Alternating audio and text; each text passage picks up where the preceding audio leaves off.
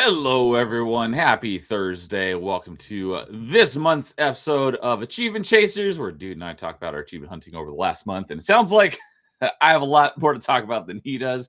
But what's up, dude? How you doing tonight? Doing all right. Like he said, I don't have much to talk about because I've been mostly grinding out in one game and haven't touched one of them and finished one, but I started another on the stream. So, All right. Well, good to be back. I was just thinking about it before the stream. I was like, it's one of those ones where it feels like it's been a really long time since we had an Achievement Chasers, which was it's been a weird month. Yeah, it was a busy month. So our last one was on January 8th, so not quite a month ago.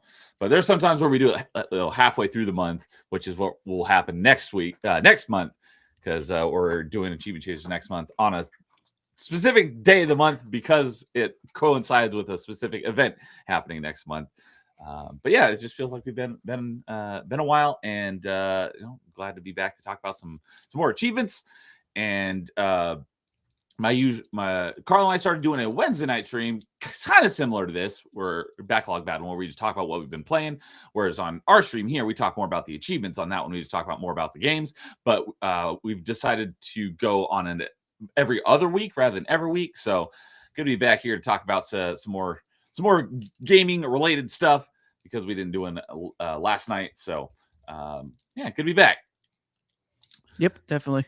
So even if I haven't gotten much done in achievement side. Yeah, so what's funny is I even thought I would be getting more into achievements again whenever I was done with everything in Warframe I was doing.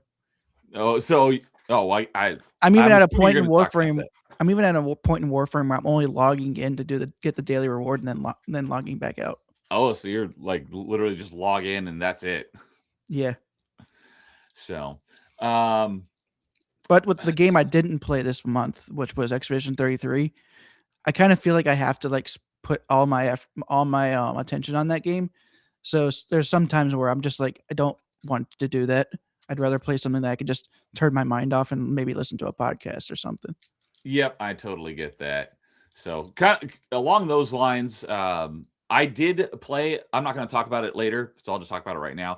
I did put a couple of hours into Warframe, and I've gotten through the first, 10 missions or so. I think I mentioned this to you off stream last week, but the last mission I did was the one where you actually unlock mods. So I'm still very early, but I did actually put in a couple of hours, and that was because of some achievements in Warframe counted towards the January targets for true achievements. So I was like, hey, two birds with one stone. So I haven't played it in a couple of weeks now, but I did get a little bit into the game.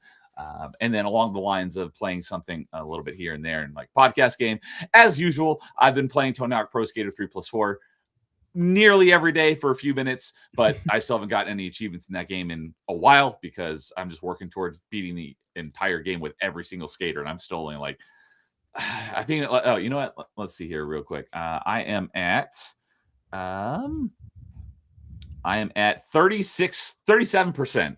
So because I have a little spreadsheet that I track which levels I've beaten with which skaters. So and I've been playing it basically every day since it came out in June. So it's still going to be a while. But that's another thing. I haven't gotten any achievements in, but I'm playing it regularly. So I'll just mention it right now. So gotcha. I mean, Warframe is also one of those games where you can just play for a little bit every couple of days too. So it's not like you really have to grind it out like Paul and them were doing. Yeah. Or like I do whenever a new update comes out. But that's just because I'm like one of those in-game players. It's like, okay, I've done everything in the game. Might as well get everything new out of the way too. I plan to get to that point eventually, but you won't get to the point where I've gotten. No, well, not quite to the same level, but I do plan to get all the achievements, so I will become well versed in the game over time. It might be a few years till I get there. Definitely. Or really invest some time into it. So, all right. Well, since it sounds like I've got so much more to talk about than you, I'll go ahead and kick off with a few things here. So as usual, I'm going to start with my retro achievement stuff, starting from the beginning of the month, working to the end. And then after that, I'll talk about my Xbox stuff, starting at the beginning of the month, going to the end. So I'll group probably about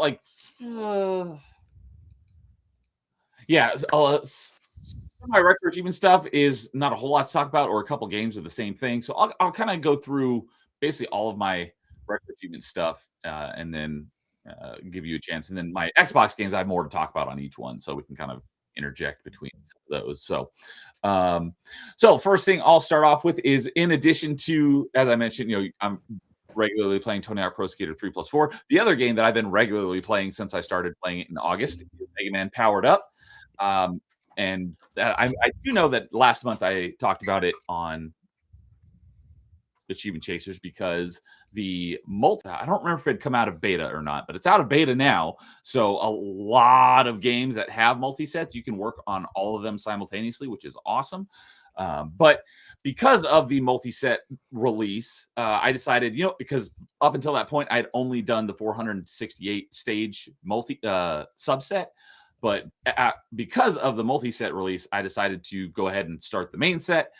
And last time we were on here, I had basically done everything on the main set that counts for story completion, with the exception of, in addition to beating the game on, I think it was normal difficulty, in the new style, you also have to beat old style, which is basically the original NES version, but rebuilt in the new graphics. But it's still like really difficult. There's I'm pretty sure playing through the rest of that game on the easier difficulty probably helped you out a lot. Yes, absolutely. But last Achievement Chasers, I had started playing through old style, but I think I had only gotten like halfway. The thing that really makes old style so much better than the original NES version is you have saves, so you can save after each level, so you don't have to start over from the beginning every time like you do on the NES version. So if you want the most, I know I've already said, like, in previous months, that the most definitive way to play Mega Man 1 is this game. But if you want, they've changed a lot of it for the new style to make it more beginner friendly, even when you're playing on the harder difficulty.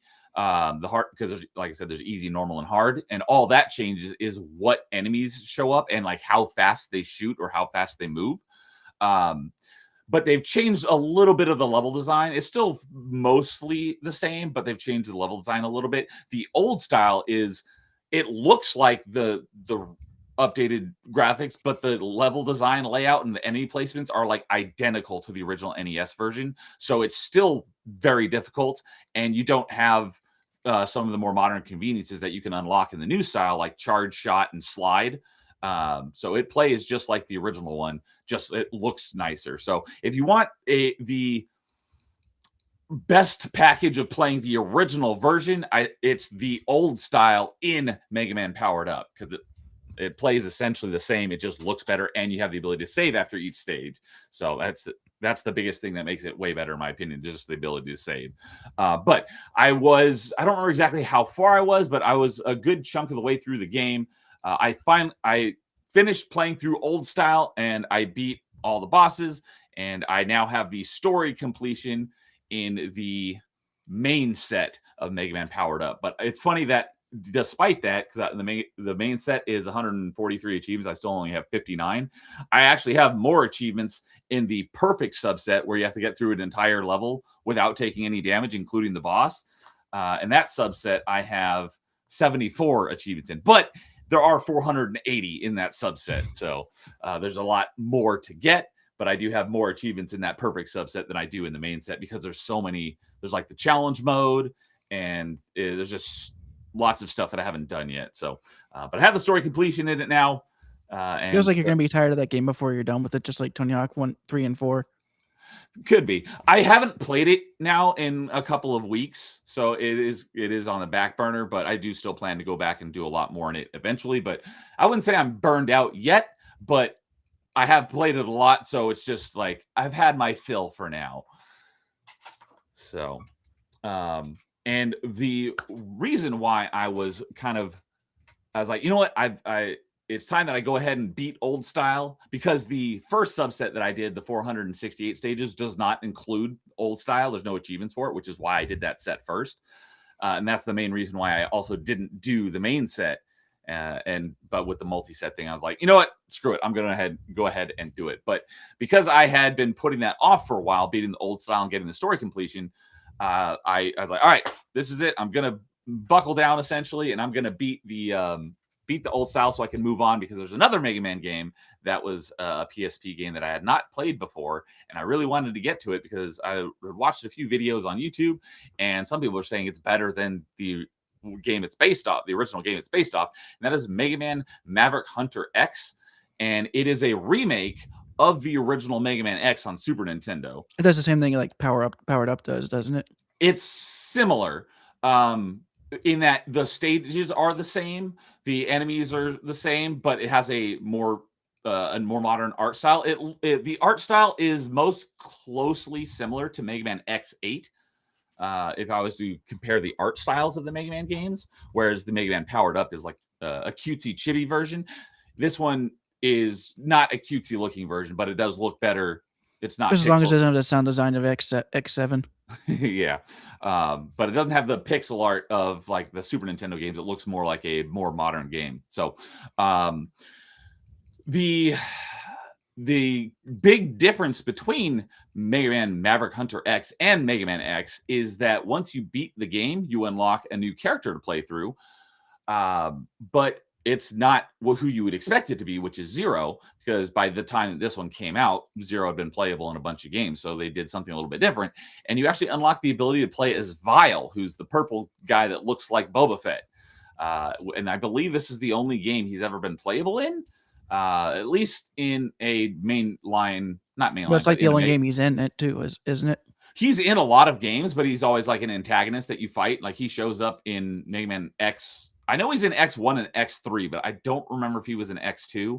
But he's like a recurring antagonist. The only other game that he might be playable in is like the Capcom like fighting games. Like I know Mega Man and Zero are in some of those games, but obviously that's not a Mega Man game. That's just like I don't think Vile's in any of those. Maybe he might be in like Project X Zone. Yeah, he might be in something like that as a playable character, but in the actual Mega Man games, I believe this is the only game he's a playable character in. So I actually, like I said, I watched some videos of people like talking about their thoughts on it on Mega Man Maverick Hunter X, and some people were saying that it's better than the original. I don't think it's better than the original on Super Nintendo. If I was to pick which one would I rather play through, it would be the Super Nintendo version. The main reason for that is because I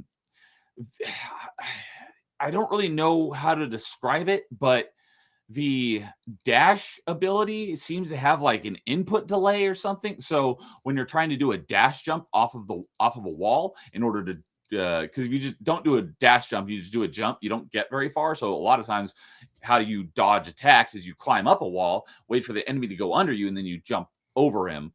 But if you don't dash jump, sometimes you don't get enough distance and you land on top of them, the boss or the enemy that you're trying to avoid, and you take damage. So you do a dash jump to get more distance. The dash jump seems really hit or miss in this one. So it was really frustrating playing as X. So I would prefer playing as X. I would prefer to play the original Super Nintendo version. However, the one thing that I did really like that they changed is so for anyone who doesn't know Mega Man, the kind of the formula is you fight the 8. You can pick any order to fight the 8 bosses, and each one gives you an ability that is strong against one of the other bosses. Once you defeat all 8 of them, then you have 4, 5, 6 levels of like the boss levels, like the final boss, and then the very end is, the 4th one is like the final boss of the game. So in the classic Mega Man games, those last 4 or 5 levels are the Wily Castle, and then in most of the Mega Man X games, those last 4 or 5 levels are typically Sigma levels. The first Sigma level of Mega Man X, the boss is Bow Spider, and he's legitimately one of the worst bosses in the entire franchise. Well, he's okay. That might be a bit of an exaggeration, but he's really freaking annoying because there's like no way to predict where he's going to go. And when he's vulnerable, he's only vulnerable for like a half second. If you don't time your shots perfectly, you'll miss, and you have to wait for him to. What he does is he goes, there's like, I don't know, like 6 rods down the the middle of the boss arena, and each time he shows up at the top, and then all these little lines appear between the different rods, and he'll like go down and he'll like go back and forth, and you have no idea which one he's actually going to end up on. So you're just guessing for the most part of what one he's going to end up on, because if you are underneath him and he hits you, then you take damage, and by the time you recover from your damage to shoot him, he disappears and goes back up to the top of the screen. So if he hits you, you basically wasted one of those rounds in order to do damage. And even when he doesn't hit you, you have to time your shots perfectly, because if you're on the other side of the map, you have to shoot before he even gets to the point where he opens up his back where you can shoot him. Because if you don't, then and you wait for him to come down to the bottom and open up, by the time you shoot, it'll close and it'll hit him, but it won't do any damage. And then he'll go up to the ceiling and repeat over and over again. So he's one of the most annoying bosses in the entire franchise for sure.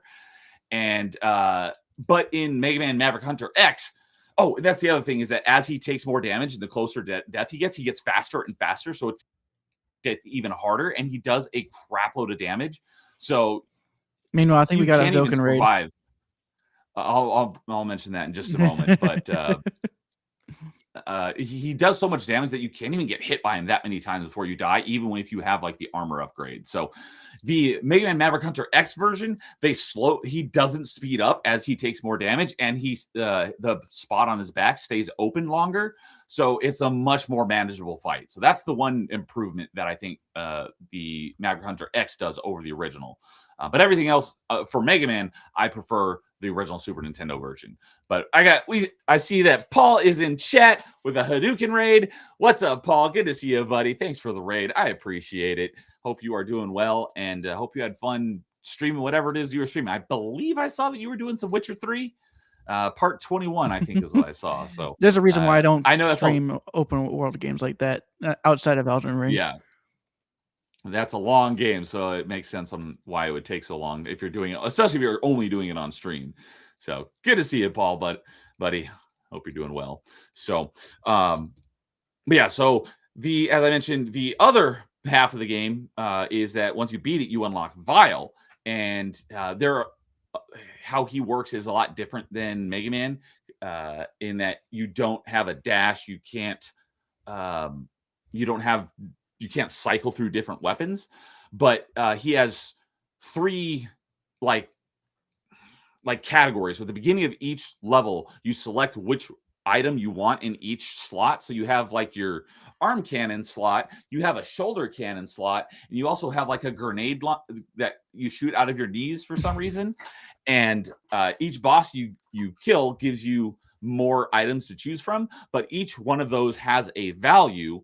And you only have, I don't remember how many you start out with, but you only have like 10 points at the beginning. So one item may, take up 5 points, and then another one may take up 6. So if you only have 10 slots, you can't equip both of them. You have to equip, ones that take up less slots, essentially. But as you beat each boss, you also get your capacity increases as well. So you can really mix and match which weapons you like, and fit your play style essentially as you get more powerful, essentially. So I really enjoyed playing through this game as Vile. I enjoyed the Vile campaign better than I did the Mega Man campaign, mainly for that dash jump, because it doesn't work that well. But I really enjoyed playing the Vile campaign, and that was like the main thing I recommend for this game. So I have 76% of the achievements which is 45 out of the 59. So the stuff that I'm still missing is there's a hard mode, and there's an achievement for Mega Man X and for Vile for being on hard mode, which I don't foresee that being too difficult, but I haven't actually started, so I don't know exactly how much more difficult it is, but I do plan to get those ones.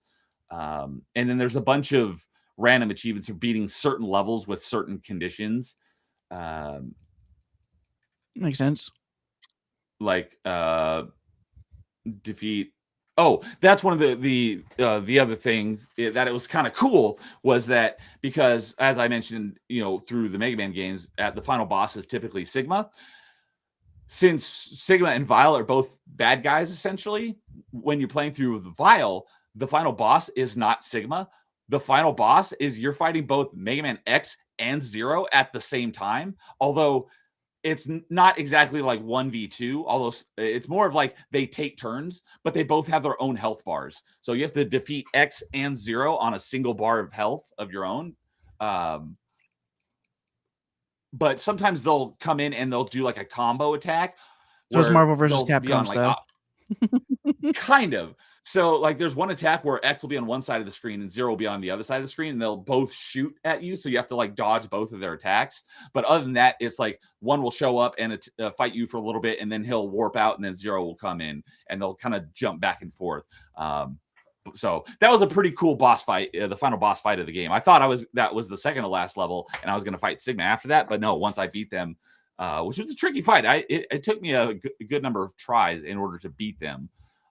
But I beat them, and then I thought there was one more level, and then the credits started rolling. I was like, oh, okay, well, that was the end. So, yeah, there's just a bunch of other random achievements for like beat the game with Vile in under an hour and a half, defeat this boss using only the X Buster without taking damage and stuff like that. So typical Mega Man retro achievements.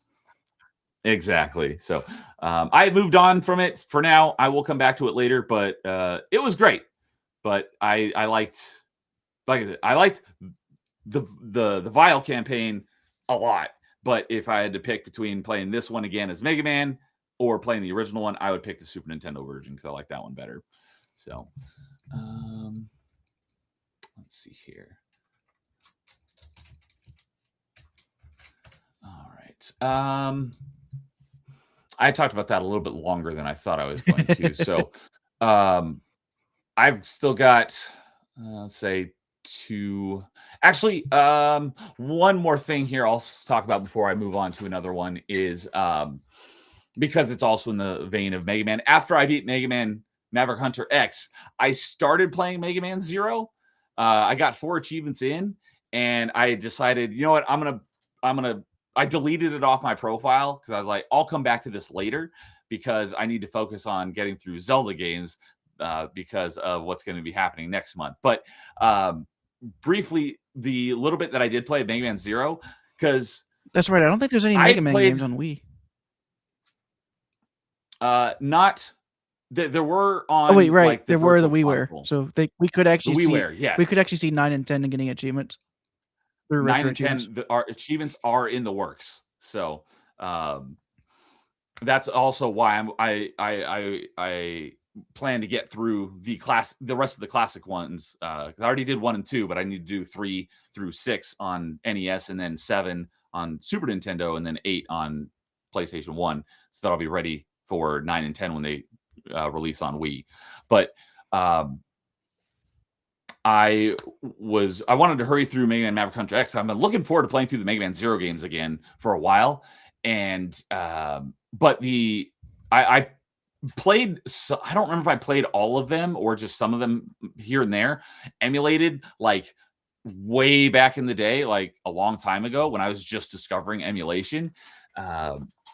But the first time I actually played through all of the Mega Man Zeros in their entirety was with the Mega Man Zero collection, which came out like 2020, or I want to say around that time. And they added a feature in that one that made it much more doable because like I said, I hadn't really played through the actual Game Boy Advance version before, other than like dip my toe in. And sounds like they made baby mode in the re-release. Not a baby mode, but they just made it make more sense because I started playing Zero and the Game Boy Advance version, and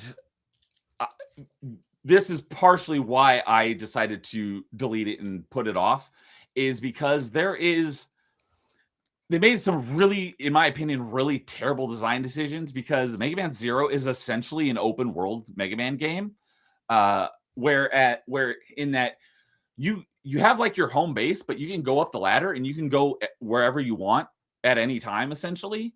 So it's essentially an open world game, but how it works is you have these missions, but each of these missions takes place in a certain area of the game. So once you say, I'm going to do this mission, it basically starts you in that area of the game. But if you wanted to, you could go walk through the world to get to that area. But if you don't have the mission active, you can't complete the mission. So it's almost like in that area is like an instance when you're doing the mission. And because of that, it makes no sense. Basically all the Mega Man games before that have lives, which makes sense because it's, this is a level. And if you die too many times, you have to start the level over again from the beginning. That doesn't make any sense for this game because it doesn't technically have levels. It has missions that all exist inside of this open world, which in and of itself wouldn't be that bad. But it just, first off, I just don't think there should be lives in this game at all. It should just be, if you die too many times, well, I don't think it should be lives. You should just pick up from your last checkpoint if you die. But if you're going to have lives, then it should operate like every other Mega Man game that has ever had lives works, where when you beat a level or you run out of lives, it resets you to whatever the default lives is. It's either 2 or 3, depending on the game. This game doesn't do that. You start out the game with 3 lives. And that's it. But every time you lose a life, it's gone forever. So I didn't know this until I was 3 missions in. I'm like, why am I starting this level with only 1 life? And I get to the boss of the level and I die and it's immediately game over and I have to start over for my last save point, which is back at the beginning of the mission before I started it. And I went online and I'm like, what the heck is wrong with the game? Why aren't my lives resetting? And people are like, yeah, this game's live system is completely retarded because the only way to get lives back is by finding them in the levels, and they're very rare. So you basically get 3 lives to beat the entire game is essentially what it is. And it's like the dumbest design decision I've ever seen. And so it just ruins the enjoyment of the game. Whereas Until you get good.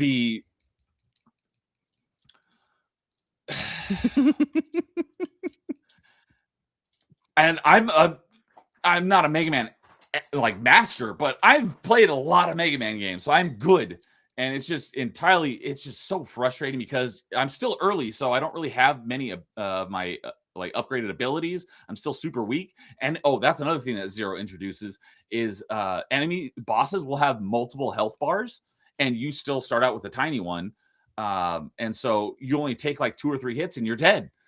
And so if you take 2 or 3 lives to beat the first boss, which happened to me, and then you save it, and now you only have 1 life, and now you're basically stuck with 1 life for the rest of the game, and you've only beaten the first mission. So it's terribly designed, and it really, really frustrated me. The Mega Man Zero collection has checkpoints throughout the level, and if you run out of lives, you'll either restart the mission or go back to that last checkpoint the way it should be if you're going to have lives in the game, which I didn't even realize because I didn't remember much of the Zero games from when I messed around with them, dipped my toes in them in emulating way back in the day. So I got 4 achievements, and then I was like, you know what, because I want to play all 4 of them back to back. That's going to take a while, and I need to get back to playing Zelda games. I was like, all right, I'm going to delete it, and I'll come back to it at a later time. So I put that on the back burner, and I will get back to starting Mega Man Zero at another time. So, all right. I've talked enough for a while, so why don't you go ahead and talk about something for I guess I got to talk about the game I played the most this past month, and I'm still playing it right now, is Pokemon Diamond. I decided to go through one of the JRPGs that I started last month because started the December month, because having 2 RPGs you're going bouncing back and forth is not it just feels weird, because it's like, do I want to play this turn-based game or this turn-based game? So this one's not as involved, so it's not so bad to play while I'm listening to stuff. So decided to play Pokemon Diamond instead of Expedition 33. I'll get back to Expedition 33 probably sometime after I'm done with Diamond. But with Pokemon Diamond, it's mainly just going through the game. Most of the missiles were related to the evil, making sure you beat every member of the evil teams team during the regular playthrough and beating all the trainers in a gym. Because once you beat the gym leader, you can't fight the trainers in the gym anymore. They are no longer hostile. Oh, okay.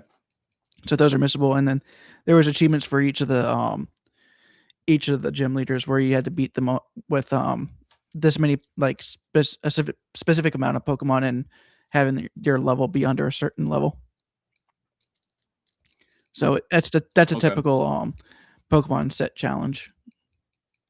So So I pulled it up here, and I'm kind of surprised because I know when the multi-set thing was picking up steam, a lot of people were like, do it for the Pokemon games. So basically every Pokemon game has like 2 or 3 sets. So I pulled up Diamond, and it has multiple sets, but it does not have multi-set enabled, which is a bit of a disappointment. Do you think you would have gotten any of those multi-set achievements? no, because I wasn't really going for the Professor Oak challenge. That's just okay, because that would have invalidated some of the achievements because it made it in the main it would have set. made it more difficult to do the gym leader achievements with your starter already being level 36 whenever you need to be like under 30. Oh, okay, So- that makes sense. Of course, you can always catch other Pokemon, but it's kind of annoying to do it that way. Gotcha. Let's just say all the grinding I'm doing right now I would be doing throughout the entire game instead. So there's a reason why I just chose to do the main game anyways. So even if it did have multi-set, you wouldn't turn the other ones on? At this point I wouldn't, especially. I think the other one just bonus it anyway, so it's the crazier stuff. Yeah. So this is a lot of achievements on this one. 121 in total for Pokemon Diamond. You have a lot of them are. So you had like 3 of them for each gym, so that's around 24. And of course, you had one for beating the Elite Four, which is beating the game. There is one more. I do have to go through the Elite Four one more time with Fairy Pokemon, which is a type that they added in Generation 6. This is a Generation 4 game, so it's more. You have to backport. It's pretty much what it is that 2 generations. Pretty much what later. it is that there's like Pokemon that got that type added to them, like Clefairy and Jigglypuff got the Fairy type added to them.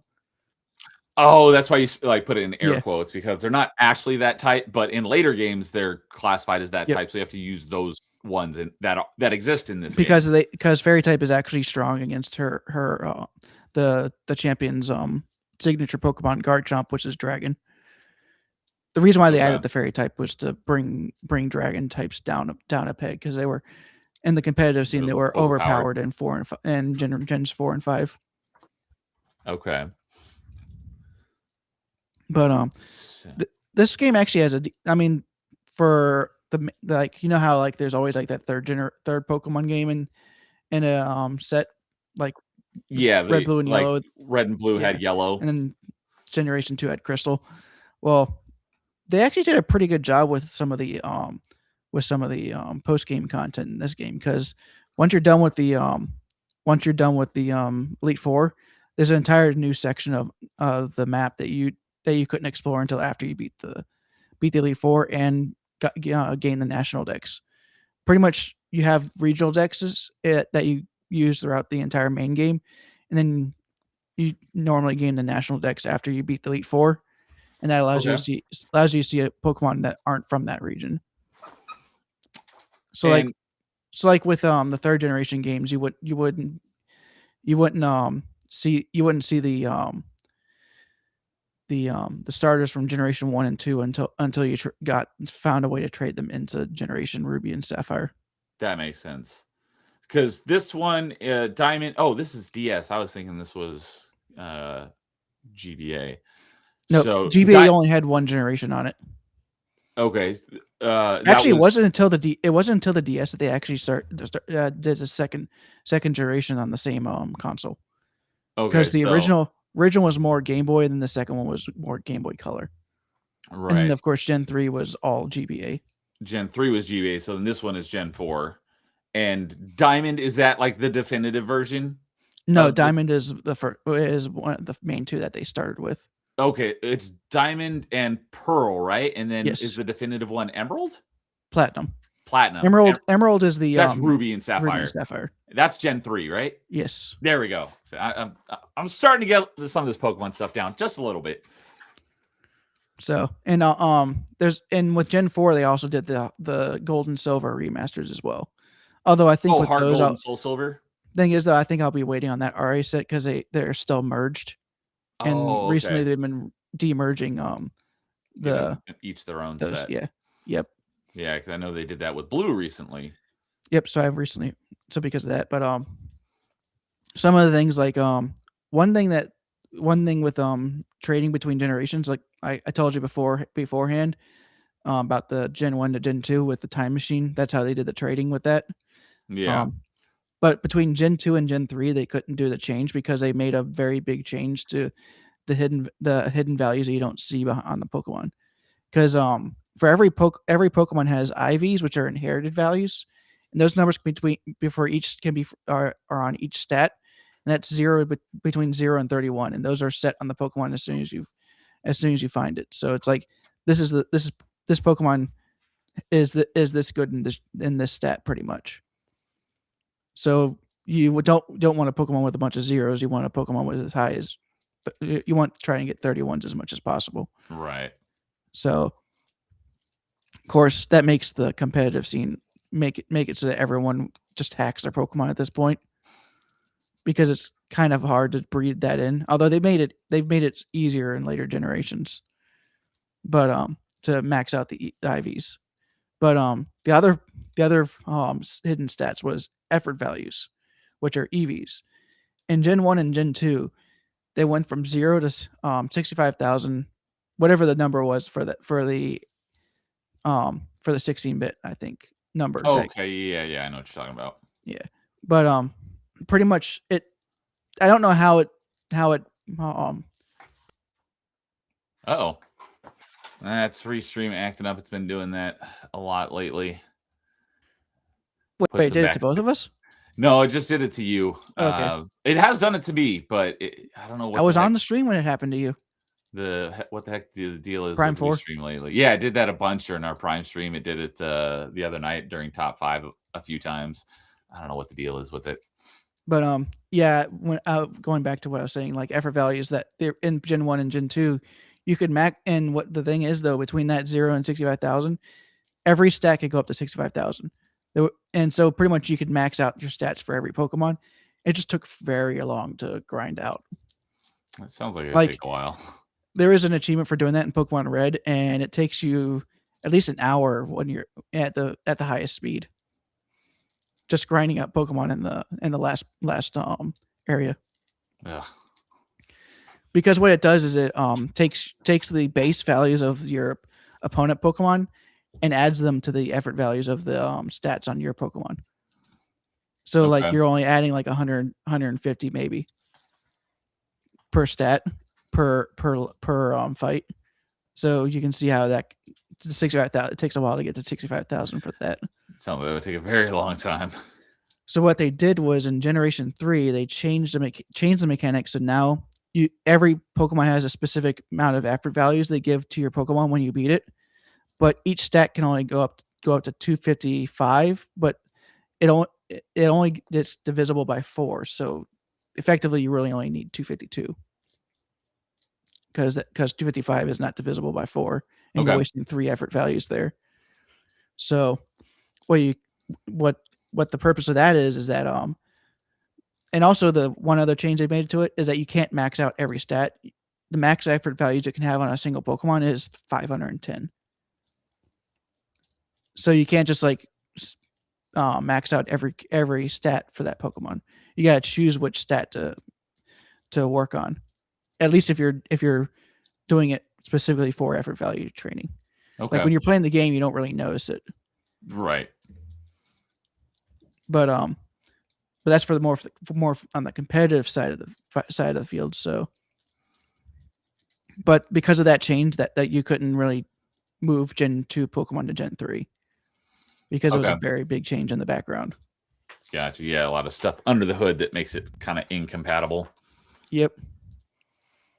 So they decide, okay, we're going to not do it here, but they've never made it. But you can actually have a Pokemon from Ruby and Sapphire go all the way up to the current generation. So That's pretty cool. they haven't broken that outside of Dexit, where they don't have certain Pokemon available in the Switch games. Okay. Like, how everyone was complaining about how Sword and Shield didn't have every Pokemon available in it. If you say so. That was the reason why everyone was mad, because you could always bring up Pokemon from previous generations. But that specific one, they didn't do that. And the same thing with Scarlet and Violet, but it's a different set of Pokemon. Like, there are some Pokemon that are available in Sword and Shield, but then some of them didn't get put over to Scarlet and Violet. But also some of the Pokemon that didn't get put in Sword and Shield is available in Scarlet and Violet. So it's a weird, but it actually kind of works for the competitive side, because it actually makes it a bit different with the competitive side with that. There's some Pokemon's forms that don't get pushed into the new generations, so it changes the competitive scene a decent amount because of that. Okay, that makes sense. But how they allowed the transfer between Gen 3 to Gen 4 is that they use the DS's Game Boy Advance slot. So you know how the DS and DS Lite had the DS slot and the Game Boy Advance slot? Right. You would put your chosen Pokemon game from the GBA side in the GBA slot when you're playing in Pokemon Diamond, Pearl, and Platinum. And they added an entirely new park called Pal Park, and you could take 6 Pokemon a day and put them in that Pal Park, and you can catch them with a Master Ball like item in that Pal Park. So you pretty much transfer your Pokemon from 3rd generation into 4th generation. There's no backporting like how it was with Gen 2 and Gen 1 and 2. Cool. I've never thought about that. We're using the Game Boy Advance slot in addition to to feed information into a DS game, essentially. That's pretty cool. Yep, they thought about that. Pokemon does a lot of that crazy stuff. At least back in those days. On the Switch, they haven't really been doing much of that. The closest thing that I experienced with that was on. I've still got the game, but I don't have the peripheral that goes with it. Is it Guitar Hero? I can't really see it, but it's Guitar Hero on tour. So, I still have the boxes for those. So I still have the peripheral with it. Yeah, I don't know whatever happened to it, but yeah, so on there, what you do is this is the Game Boy Advance slot. So it had this 4-button attachment that would go in the GBA slot, and then the note highway was over here, and you just strum across the screen here while holding the right buttons. So that was really cool. But that was just a peripheral for that game. It wasn't a second game in here. So that's pretty cool. But another thing they did other than that was that they made it so that whenever you had a certain game in a slot, after you got the national decks, which is after you beat the Elite Four, you would actually start, if you had one of the Game Boy Advance games in the Game Boy Advance slot, some Pokemon would start appearing on different places in the diamond, so you didn't have to actually transfer them. That's cool. So, like, how in Red and Blue, like pretty much Fire Red and Leaf Green. Fire Red, you would have like Vulpix, and Leaf Green, you would have Fire Red would have Growlithe, and then Leaf Green would have Vulpix. Well, if you put the Fire Red in, you could start finding Growlithe on a certain route, and then if you put Leaf Green in, you could start seeing Vulpix on a certain route. That's cool. So even if you're playing a DS game, it might make sense to have a specific game in your Game Boy Advance cartridge slot. Yep, it'll affect how your DS game plays. That's awesome. The 4th generation of Pokemon did that really well. That's really cool. For 5th generation, they started having the DSIs, because I think the 5th generation came out like right around or right after the 3DS released. So it was kind of weird like that. So they didn't, but because most people had moved to the DSi instead of the DS Lite or original DS, they didn't have they didn't have any GBA connectivity. Oh, there's no GBA port? There's no GBA port for those. So what they did was they just made it so that Gen 5 was compatible with Gen 4. Okay. So you could then port forward any Pokemon that's in Gen 4 into Gen Gen 5, which was Gotcha. black and white. Okay. And that's pretty much how they've continued doing it. Is that you can? I know there's a way to port from Gen 5 to Gen 6. Okay. I can't remember when they started making it so that Pokemon Home was required for the port forwarding, because that's the online service that you can put your Pokemon into. I've heard about that. I don't really know how that works, but you don't have to explain it. Yeah, Gen 4 was also where they added online functionality, and you can just trade with people online and battle people online. But let's just say it was filled with hackers, and they didn't really never did anything about it. That sounds about right. So, all right. So yeah, you've got a good chunk of diamond done here. Yeah, a lot of the achievements were finding every item on every route, including the hidden items, and fighting every trainer. I see a bunch of these achievements have a route number in the bottom of the achievement art. I think I've completed all of those. I need 2 more. I need to do 2 more trades, and both the Pokemon I need to trade too. I have, so I could eventually do them. I just haven't gone out of my way to trade them. Most of what I'm doing right now is just leveling up Pokemon that level up or evolve at a higher level. Okay, because just glancing at the achievements you have remaining, it looks like a chunk of them are for winning the cute contest on various difficulties. Yeah, those are the contest mode. That was something that they brought in from Gen 3, which was the contest mode. And I remember you telling me about that when you were talking about previous generations that you were playing. Yeah, so that was just that was one of the few non-battling side quests that they actually brought into another generation. Because usually it's just like they have like one thing that they do in one generation, and then that's it. I think in Gen 5 it's Pokemon movies. So you have your Pokemon act in movies. Okay. So this it looks like you've probably about 20 or so of these remaining achievements are all for this cute contest at various difficulties. What exactly does this cute contest entail? Well, there's like 5 of them for each of the stats on a Pokemon.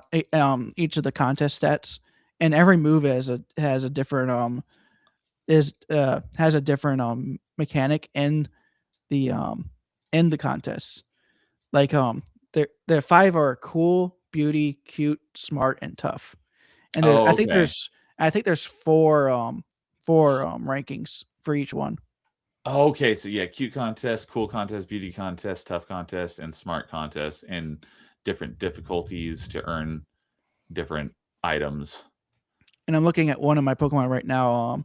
There's a psychic move called Extrasensory. It's a special move that does 80. It has 80 power and 100 accuracy. It has a chance of making a opponent flinch, and it's just a basic psychic attack. So, but in the contest mode, it's a cool move, and it has 2 appeal points. But if you perform first in the turn, you get +2. So that's pretty much what the contest is. They have some different things. Okay. So going through and getting all of those, let's say it's 20 achievements. How long do you think it's going to take to do that cool contest for each of those different? I'll have to figure out how to set up certain Pokemon, because you also have to make candy for your Pokemon that increases their stats for that contest. Okay. So like I'll probably make, unlike that previous game, which was Sapphire, where I had to do it I had to do every contest with a single Pokemon. I don't have to do it with the same Pokemon this time, so I could make a Pokemon specifically for each of the contests. Gotcha. Okay, so it takes a lot of pre-planning then, it sounds like. Yes, it's more pre-planning than anything else. But once you've got it all set up, it's pretty easy to do. Yep. Gotcha. Okay. So but I'm just mainly working towards the Pokedex right now, to be honest, because that's always the big grind. Yeah. So there's an achievement for collecting catching all the Pokemon in this game. There is one for catching every Pokemon in the Sinnoh Pokedex, which is just the regional Pokedex, which means any Pokemon in the post game I don't really have to look for as much. But there's also an achievement for seeing every Pokemon in the national dex that you can see without trading or anything with another game associated. So like no trading, none of that GBA stuff. Okay. Just what's available in the game you have to find. And some of these Pokemon you have to actually like evolve yourself to find them, because I've fought every trainer now. And there is an extra battle mode called the Battle Tower, which is similar to previous generations. But Pokemon you see in there don't register the Pokedex, if I remember correctly. Oh, okay.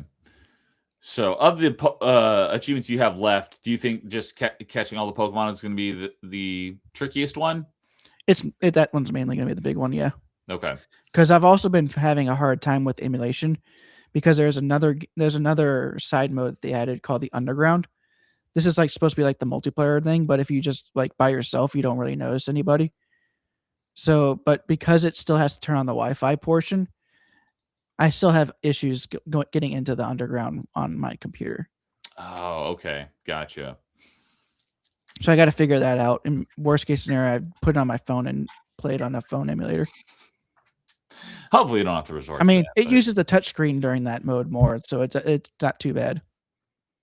It'd probably make more sense to do on a phone at that point.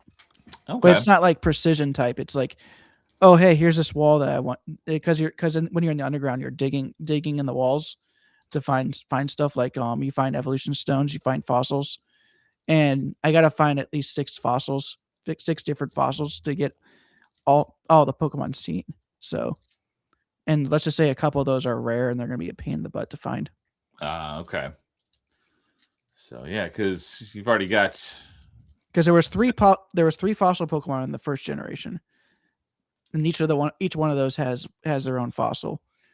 They didn't add any in the second gen, but they added 2 more in Gen 3, and those are also down there once you got the National Dex. And then they added 2 more in this generation, so that's 7. But they made it so that one of the fossils is only available in Diamond, one of the fossils is only available in Pearl. So I only have to worry about one of those. Okay, gotcha. So that's why it's 6. Okay, I was just gonna say, I'm assuming you don't have to find both of them since you don't to avoid trading and stuff. Yep. So yeah. So what's funny is one of the Pokemon that you're supposed to only be able to find in Pearl, there is a way to actually catch it in Diamond. It's just annoying, but luckily I was able to grab it recently. So there's a couple of mechanics that you can only do once a day. There's one called a swarm, and what that does is a little girl is watching TV and she sees that there's something on the TV that says, "Hey, this Pokemon's swarming on this route." And the swarm is always a Pokemon you couldn't catch in the regional decks.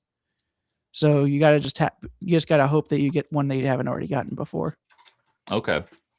Because there's like around 10 or 15 of different Pokemon you catch that way. For most of those, that's the only way you can catch those.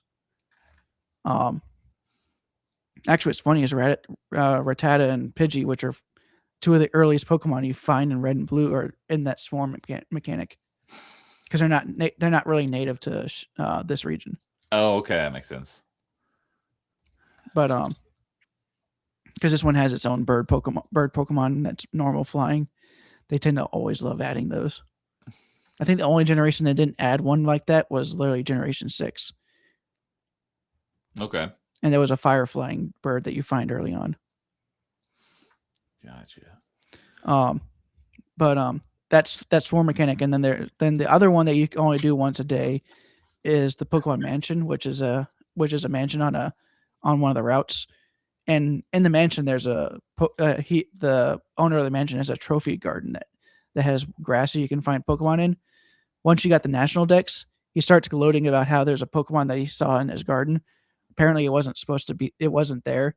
But then he grumbles. He whispers to his butler, and you see his butler go out. And then when you leave the room and come back in, the butler says, "Yeah, didn't you see the Pokemon?" And then you can start seeing the Pokemon in the trophy garden for the next 2 days. And when you say days, is that like in-game time? Real time. Real time, okay. Because he uses a DS's the clock. So like you could manipulate the clock. I could, but I'm not. I'm choosing not to. Cool. Yeah, because right now the game is. Xbox, you could do that. I was like, I'm not going to do it. I'm just going to do it legit. Yeah. I mean, to be honest, there's an achievement for getting 32 different trendy words from a guy in the middle of nowhere, and you can only get 1 trendy word a day. So if I can at least get everything else before those 32 days, I'll be fine. Okay. So, last thing here, it says you beat it in 71 hours. I looked at the estimate, and it says the estimate time to beat is 24 hours. So, did you just take your sweet time working on a bunch of stuff while you were working your way through Yeah, I definitely through did the that. game? Okay, and it says the mastery is based on all the people who've mastered it so far is like 61 hours. So you're already over that, and you still got a ways to go. How long? Well, first of all, it says you beat it in 71 hours. So how long have you played it now since you beat it? Because that doesn't keep counting until you Well, master since I it. also like So, whenever I play Pokemon games, I also put on speed up. So I think oh, so that's not necessarily 71 real hours. yeah. So Okay. it's actually longer. And whenever, especially with this, Gen 4 did something really stupid, and a lot of the animations and stuff are really slow in the original Diamond and Pearl. Okay. So, And some of the Pokemon and some of the animations is because of how the health bar moves down. They made it so that the health bar going down on some Pokemon is super slow. It depends on how much health points the enemy Pokemon has. yeah, that's Like one of my the biggest annoyance. most famous example is a Chansey. If you end up finding a Chansey at a high level, you'll be waiting for like 5 seconds for its HP bar to go down if you one shot it. That's one of my biggest annoyances with turn-based games, just like animation speed. So I mean, anytime it has an option to speed it up, I always put it to max. Luckily with Pokemon, you can even turn off battle animations, but it doesn't remove that part of the animation. Oh, gotcha. Okay. It just removes the animation of the move actually working. Right. Which speeds it up considerably. So how much time would you say you've put on this game so far, and how much would you say you probably expect to have left? I think I've got about 100. If you count the added time because of the speed up, I've got 120 hours on my save file right now. Okay. And how much do you think it's going to take to finish getting all the achievements in this one? I think quite a bit. I don't know how much longer, but hopefully I'll be finished in this week or next week. Okay. It's mainly just because of how much grinding I have to do, because there's a couple Pokemon I have to get to level 55 to fully evolve them. Gotcha. So that's more of annoyance. All right.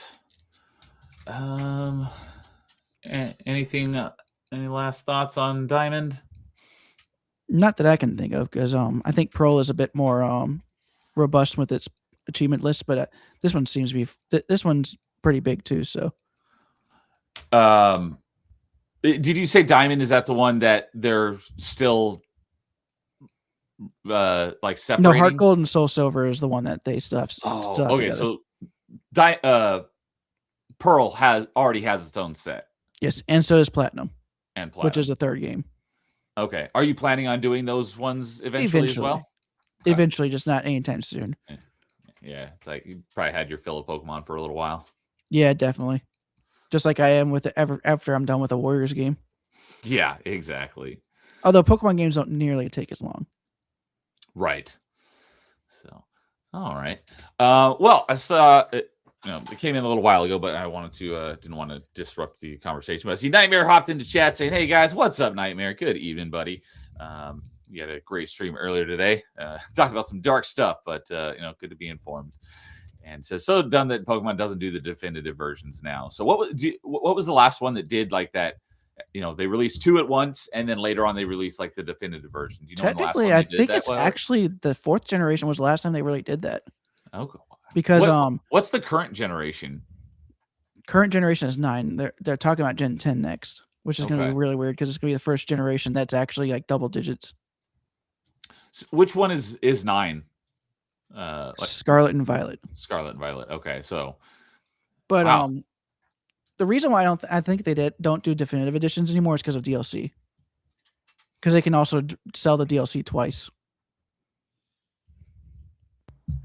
Gotcha. I didn't know Pokemon had DLC, but it's perfect. It's a perfect game for it. They started doing DLC on the Switch versions. So Sword and Shield are the first games with DLC. Okay. So. But Platinum was the last third Pokemon game in a generation.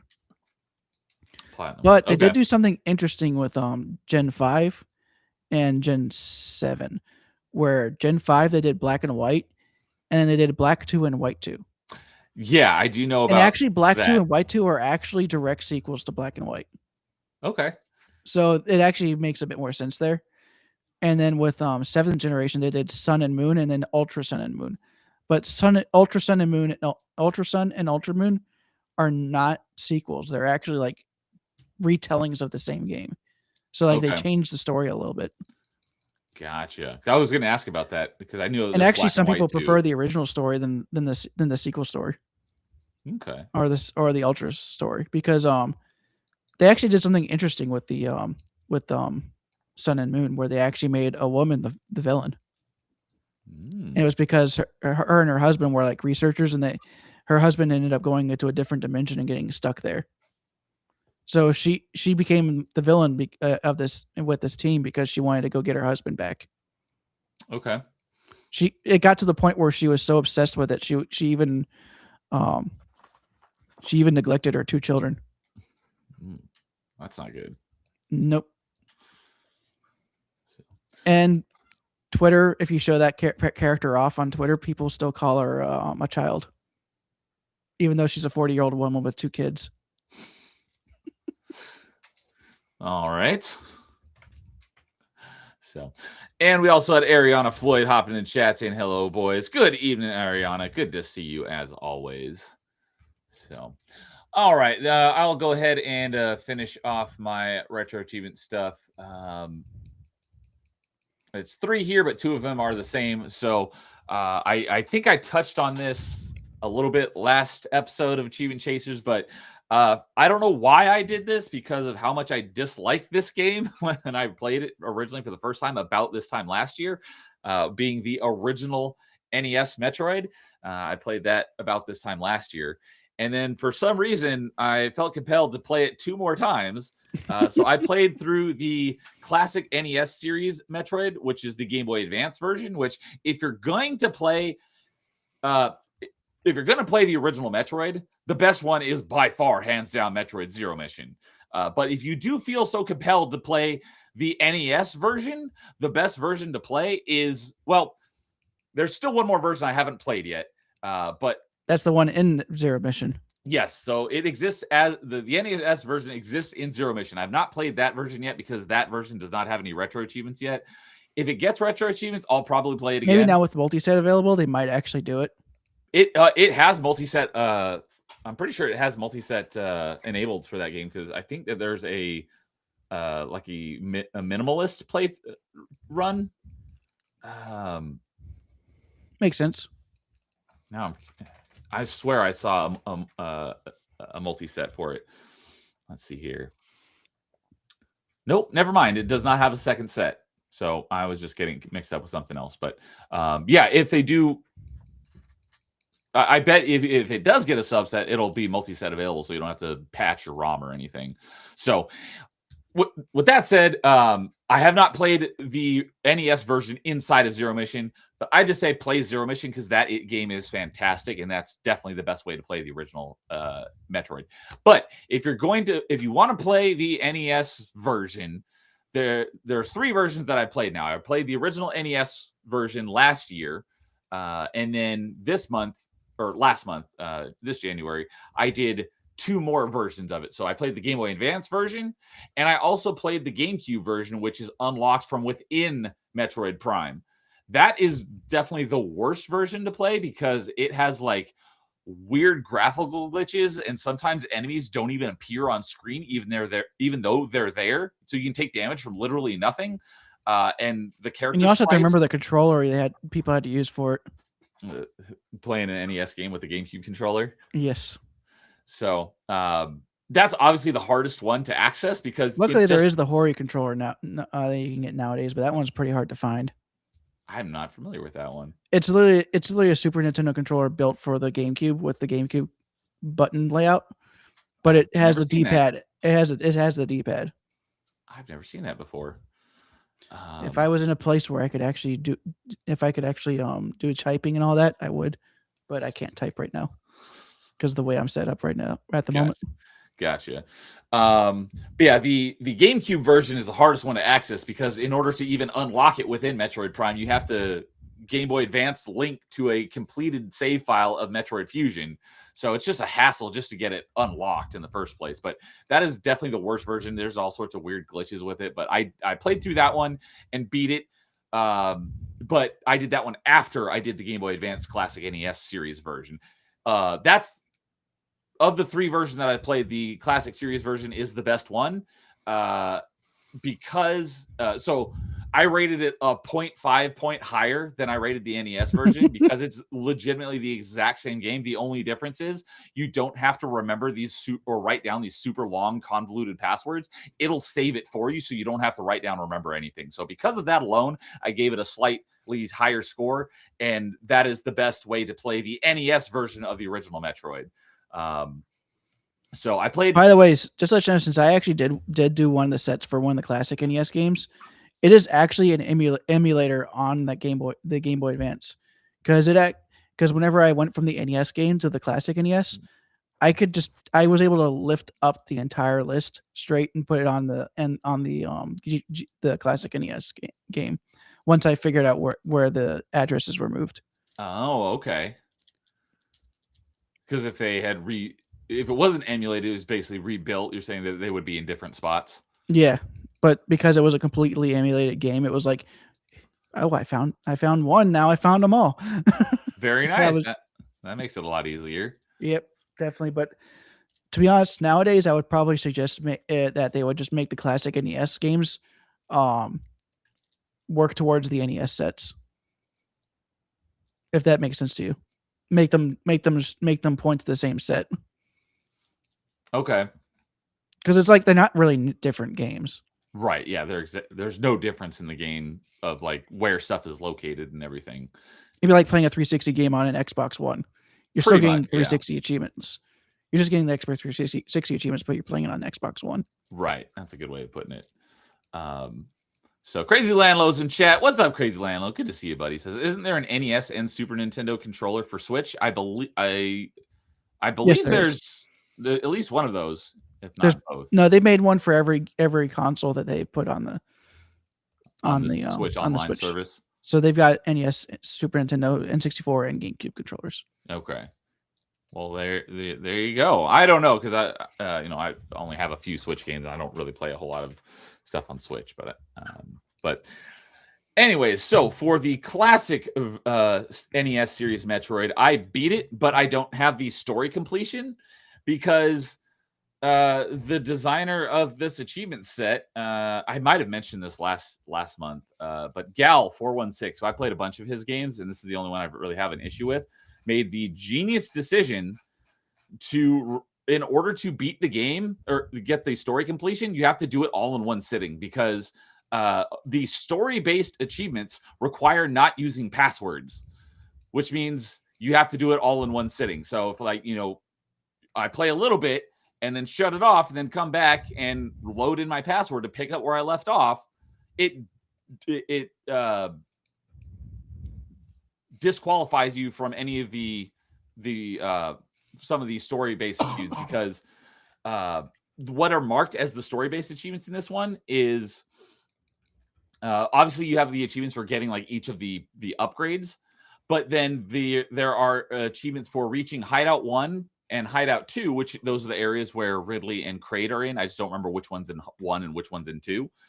And then gain access to Turian, which is where Mother Brain is. But you have to access all of those without passwords, which makes absolutely no sense whatsoever. That is like the dumbest decision ever. It's like, if you're going to require no passwords, don't make it a story achievement. Or if it's going to be a story achievement, then allow passwords. But no, you have to remember both. A lot of achievements were actually designed and created before the progression system was ever put in place. That's fine, but just don't make it a progress-based achievement. The only problem is there any other achievement for beating Mother Brain? There is an achievement for beating Mother Brain, and that's a story achievement. But there's achievements for accessing these 3 areas, and those are story-based achievements. Those should not be story-based achievements. Well, they kind of are.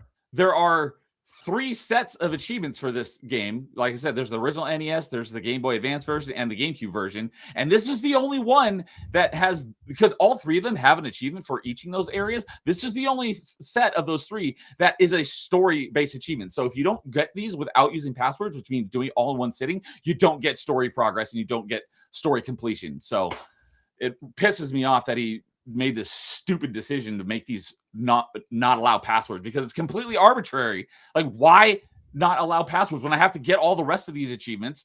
Why does it matter if I use passwords? I think the reason why they don't like the passwords on games like Metroid is because of you can just go get the password off the internet. Use a password generator. That too. Yeah, that's fine. So you still got to do all these other achievements to get these, to beat the story. So why does there need to be a no password achievement required just for these 3 areas? So I could easily go and get the achievements for accessing areas 1 and 2, because you can basically go to either one of those from very close to the beginning of the game. But the Turian one, that's the one at the very end of the game where you have to basically do everything else. So you basically have to do the whole game in one sitting to get story completion. So I'm pissed that I have beaten it, but I don't have story completion because of this stupid, arbitrary, retarded achievement set. I mean, the way I am, story completion means nothing to me. I prefer the mastery. I prefer it as well, but a lot of retro achievement sets are way more difficult than most achievement sets designed by a dev team. So for me, as long as I can get the story completion, I want to get the mastery if possible, but as long as I can get the story completion, that's fine. Because a lot of these games, like these achievements for beating the game in under an hour, it's like, I'm never going to do that. You sure about that? I'm pretty sure you could. I probably could, but I don't want to, because I really don't like this game. But the fact that I have to play through it again just to get the story completion is so retarded. Hey, with Metroid beating it under an hour, it actually is an in-game reward to do it. So we kind of had to make it. Yeah, I'm not like, I would prefer not to have these speedrun achievements, but I totally understand them being there. But because it's kind of like the developers themselves put it there. But you don't have to make these accessing these areas without passwords story related achievements. It's just freaking stupid. So I'm not happy with Gal 416 on this specific achievement set. So I have, for the classic version, I have 17 of the 34. So I only have like, what is that, like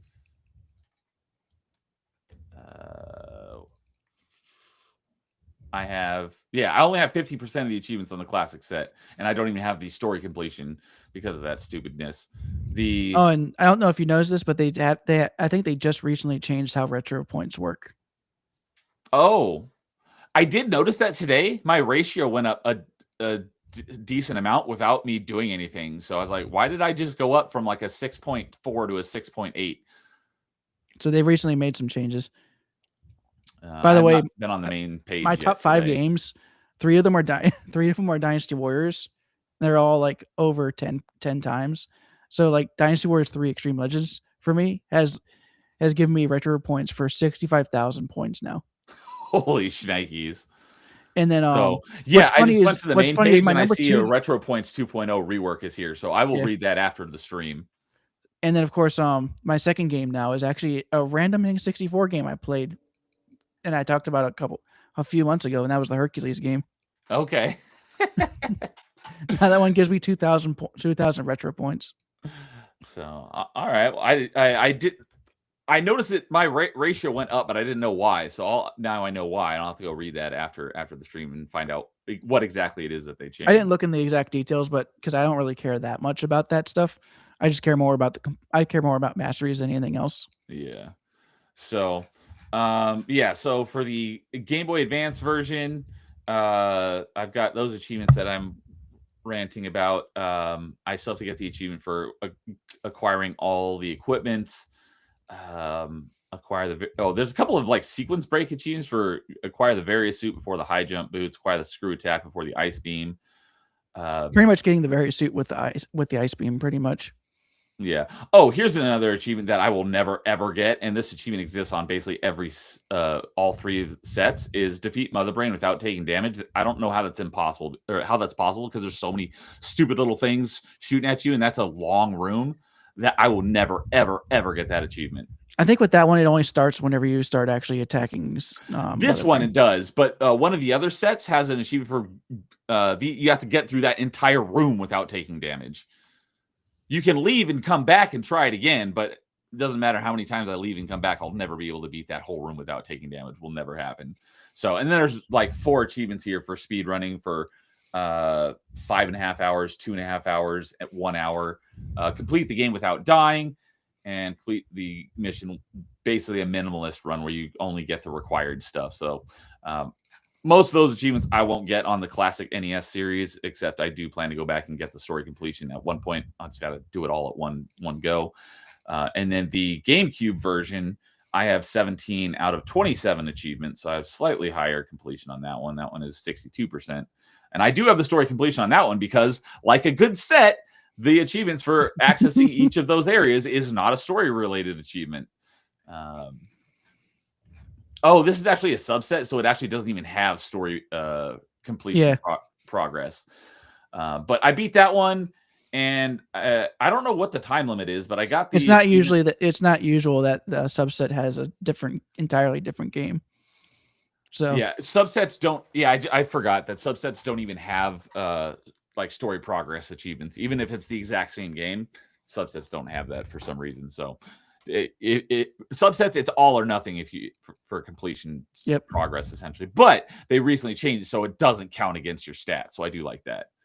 At least your completion stats, right?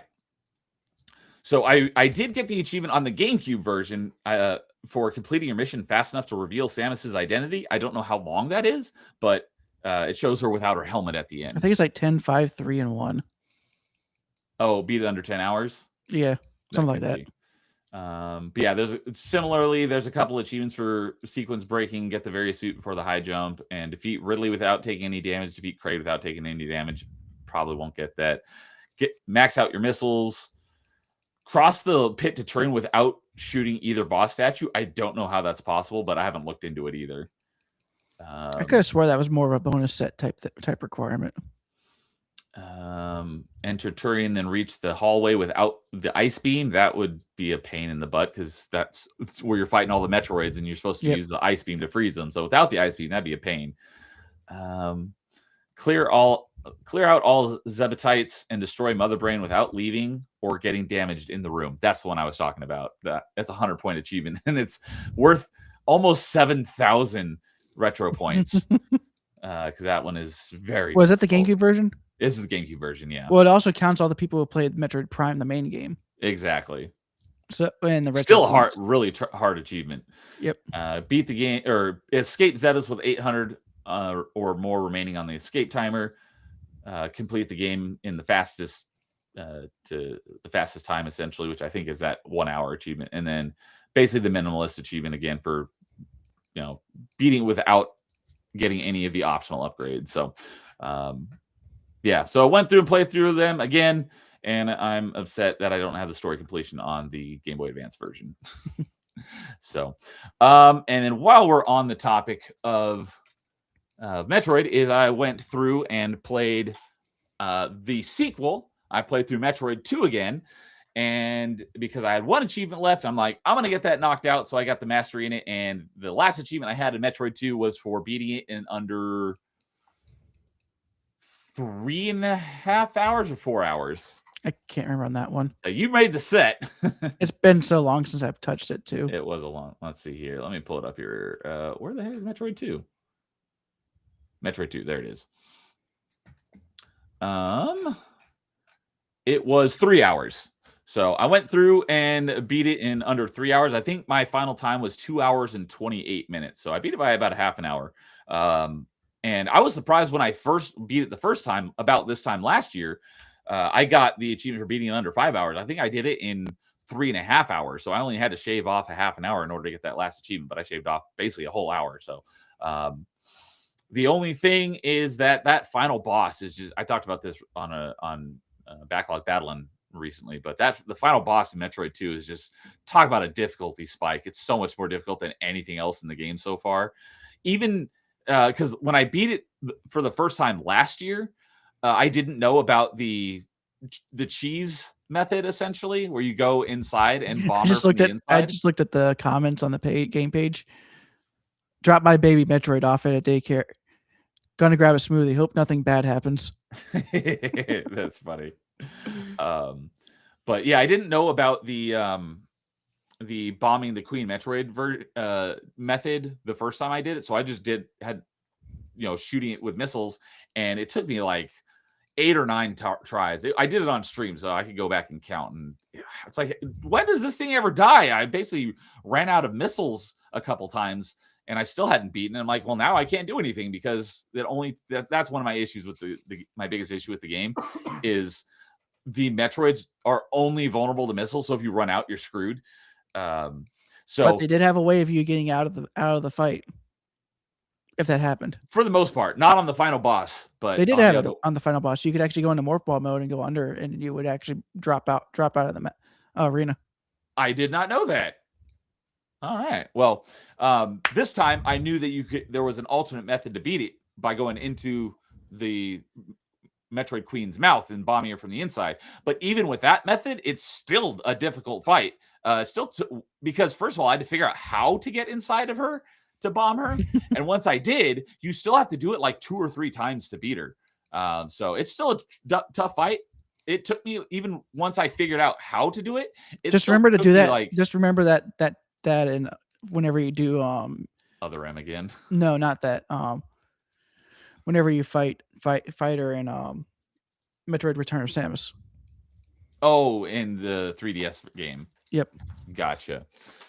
Now that I know that, I will keep that in mind. But even once I figured out how to do it, it still took me about 4 or 5 attempts because you have to do it multiple times in order to defeat her. But I defeated her, and I got that last achievement, and now Metroid 2 is my most recent mastery. And my second mastery of a set that you yourself wrote the achievements for. So, now go do the Looney Tunes B-Ball. I don't have any plans to do that one. What's up with that one? It's just basketball with Looney Tunes before Space Jam. Okay. So. It was actually pretty good. Super Nintendo. Kind of plays like NBA Jam. Oh, okay. Just with the shenanigans from Looney Tunes.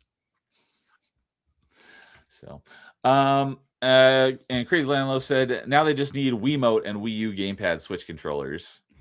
Well, to be honest, because Wii doesn't. They don't have that on the online service. To be honest, the Joy-Cons already kind of act like Wiimotes. They do. How they would do the Wii U gamepad, I have no idea.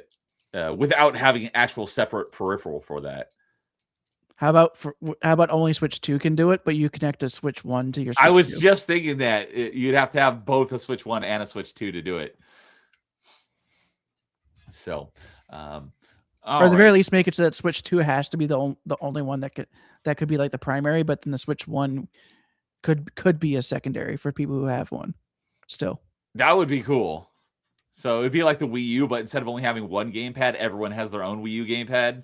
Yeah, that'd be really cool. I mean, I still think that the idea of a 5-player Mario Party would have been pretty cool if they did it right. Like having 4 normal players and then have the game and then have the gamepad player like they did in that Mario Party, and it be the gamepad player playing as Bowser, just screwing up everyone else. That sounds great. It sounds like a perfect Mario Party experience. Yet they did it during the car era, where everyone's in the same car and that's the only Mario Party I've played. Disgusting. So the only reason why I haven't done them on retro achievements is because some of those achievements are crazy. Yeah, especially with Mario Party 1 there, and I still don't know how I don't have scars on this hand. Jason does. So, all right, you got something else you want to talk about? Well, I could talk about the game I finished up on stream. All right. Because I finished up Kingdom Hearts. Pretty sure I know what that is. Yeah, Kingdom Hearts final mix on stream. pretty much what I did was I finished up the game and did all the side content on Proud mode, which is the hard mode. So pretty much did all the super bosses, which was the Ice Titan, Sephiroth, and then three heartless enemies. Was it three or no? Wait, two heartless enemies. One was in Aladdin's world. You pretty much get taken out into the middle of the desert by the carpet because the carpet was like, there's something out in the desert. We need to go deal with it. And you pretty much fight a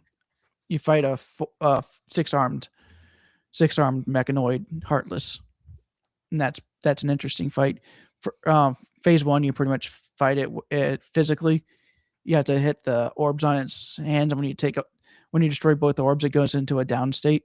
You can hit its head for its health damage, and then once it's done with that portion, you have to hit it with magic while it's using magic on you.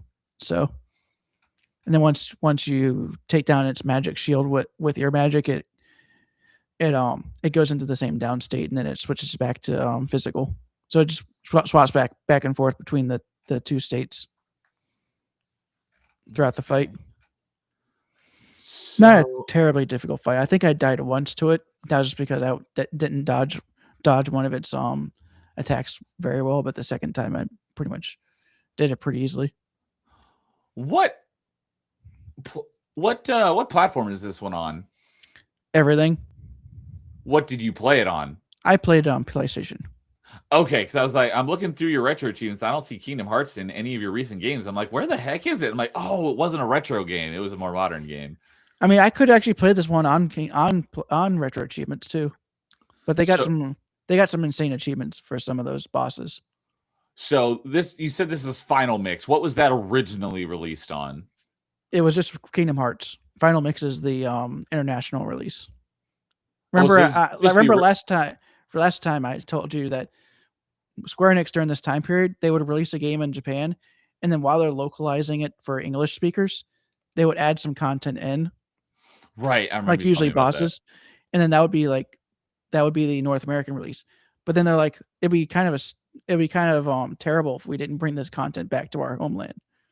So they ended up making they re-released the game as a different version. Like in Final Fantasy, it's called the international version, and with Kingdom Hearts, they called it the Final Mix. Okay. And then whenever they brought it back to Japan for the Final Mix, they did some rebalancing, did some changes to the synthesis stuff, and also added a new boss that I ended up fighting also, because that boss wasn't available to anybody outside of Japan until the HD re-release, because the Final Mix was never released outside of Japan until then. Okay.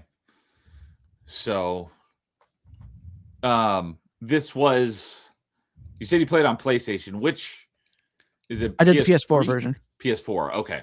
This is one of the few times where the PS3 and the PS4 are different sets. Okay. So which is actually a good thing, because the PS3 version, the difficulty trophies did not stack. Oh, that's non-stacking difficulties is the worst. I mean, to be honest, you already had to go through the game twice, so a third time wasn't that bad. So you did. I mean, you could actually go through the game once and get most of the achievements, but you'd have to be a super god to do some of that stuff on Proud mode. Let's just say there's an achievement for beating it, because I ended up having to go through the game a second time on stream, and that was for 3 specific achievements, and they were all challenge achievements. And I did them on the easiest difficulty because even then it was still a pain sometimes. Gotcha. Pretty much there was one of them was beat the game without continuing. So pretty much if you died, you just hit the load game instead of continue. Okay. So it wasn't like that crazy. I think I died a couple times, but I only died towards the end because I was kind of speed running the game, which was for one of the other achievements, which is beat the game in under 15 hours. Meanwhile, I beat it under around 6. Okay, so that gives you the idea of how much time that gives you. You got plenty of time on the easy difficulty. Yeah, so it's a lot shorter game than I thought it was. I thought it was a lot longer than that. Yeah, and you also can remember I was skipping all the cutscenes too and all that. So I ended up doing it in 2 streams. Oh, okay. So this version that you played, you have the platinum now, right? Yes. And also the third challenge was I can't change any of my equipment throughout the entire game. So You the just have thing, to use the starting equipment. yep. So the thing I was complaining about Kay doing when not changing her equipment, when you know she's a good JRPG player, it's like, yes, this is an action RPG, but remember it's from a team that knows JRPGs, so they're going to bring as much of their knowledge from JRPGs into this action.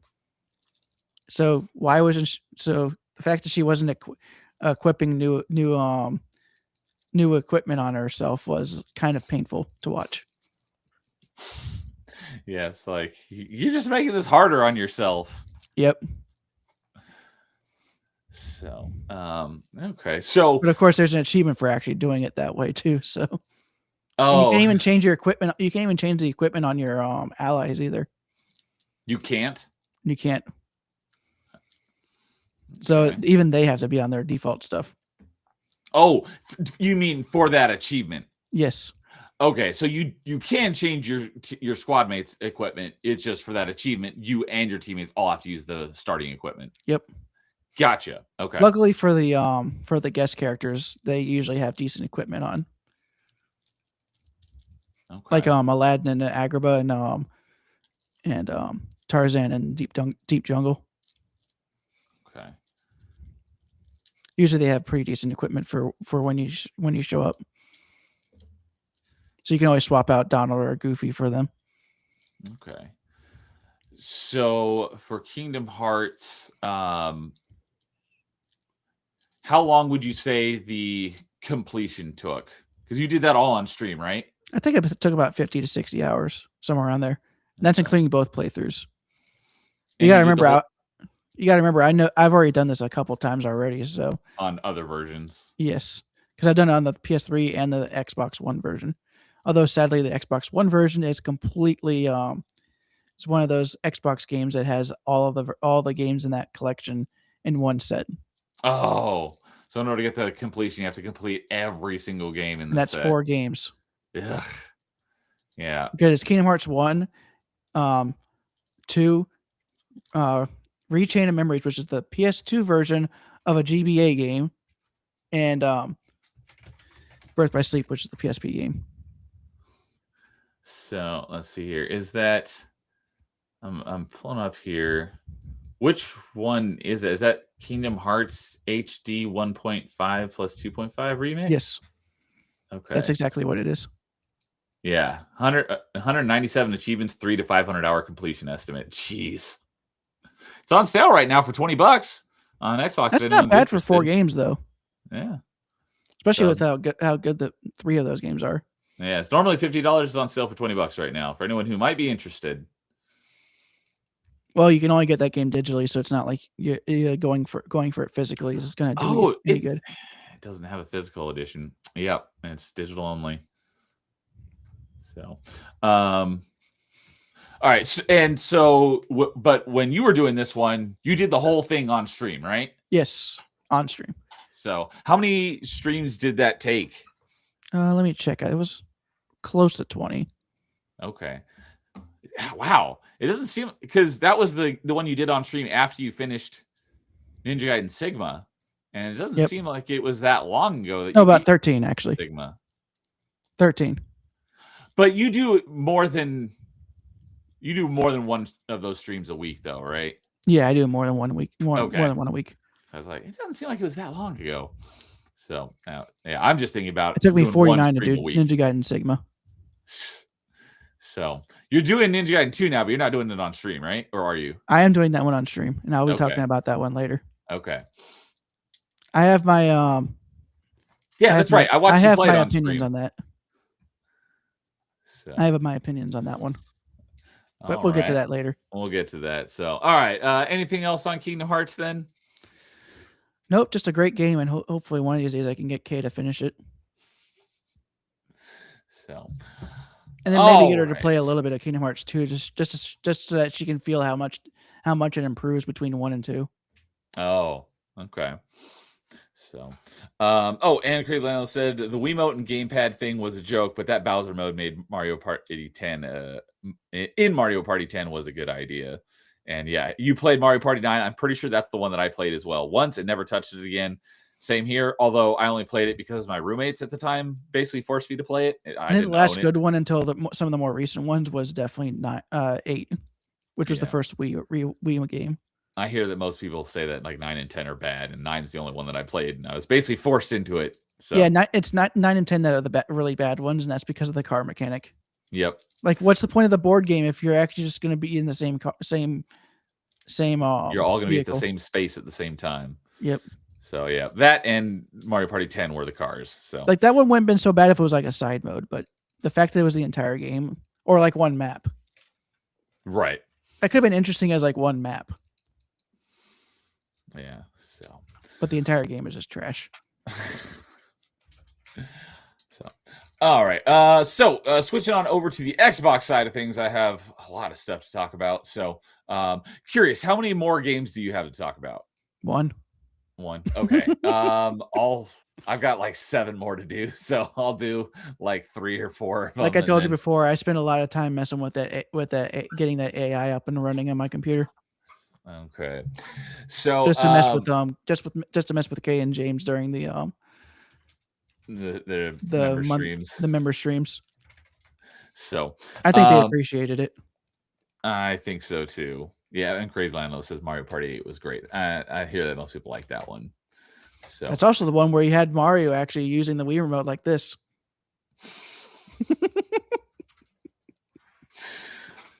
So, all right. So, for the Xbox side of things, I played 2 games back to back that are same series. So, and that is Hellblade. I played 1 and 2. I had previously played Hellblade 1. Let's see here. When was that? A few years ago. Hellblade. Let's see here. I played Hellblade 1, the Xbox version, back in February of 2022. So almost 4 years ago. But I have not played Hellblade 2 yet. So instead of just going into Hellblade 2 4 years after playing the first one, I played the Windows version of Hellblade 1 again, and then immediately went into Hellblade 2 for the first time. So Hellblade 1 I really enjoyed it the first time I played it. I remember bits and pieces of it. So, although there was some stuff that I didn't remember a lot of the details, but I remember, kind of the high level stuff about it. So it was, I wouldn't say it was like a first playthrough because it wasn't that long ago that I played it, but I enjoyed it just as much as I did the first time. So for anyone who hasn't played Hellblade, the way I talked about it on Backlog Battling is it's basically like 3 genres all in one, but they're all, you're only doing one genre at a time, essentially. So it's like basically like a walking sim. And so you're just walking like from one area to the other, and then a walking sim with some combat. There's some combat, but the combat is just like in short bits, and as soon as the combat is over, it's back to being a walking sim. And then the third aspect is the puzzling, and so it's a pretty short game. The estimated completion time is only 6 to 8 hours, and that's the first time I beat it. A couple years ago, I did it in about 12 and a half hours. So I did it a little long, but this time I did it in 7 hours. So right in between that 6 and 8 hours. Basically, you'll get all the achievements for just playing through the game, with the exception of like one. There's a collectible, an ongoing collectible throughout the game. And it's you'll find these stones that have like this rune on it, because for anyone who doesn't know, it takes place in like Viking times. You play as like a Viking, and not with like the horned helmet, but all of the like Norse mythology gods are like Hela and Loki, and those gods are all in the lore of the game. Odin.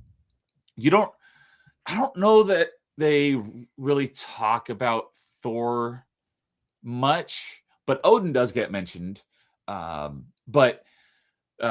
you'll find these runes that are like Viking letters, and you go up to them and you hold the right trigger, which is the focus button, and it'll light up and it'll go from red to white. And there's this circle around it, and it has all the runes in the game. So you can see your progress at all times, because every time you get one, it'll light up one of the runes in the circle. So if you miss one, basically exactly where it is. because it's not like they light up in the order that you find them. They light up in the order that they're placed in the game. So if you do happen to miss one, however, there's no like, I think the game originally, these were missable because if you didn't get them all, you'd have to play through the game again. But I think they added a chapter select so you can go back and get the ones that you missed. But I was just following a guide, so I made sure I didn't miss any of them. So I knew exactly where they were.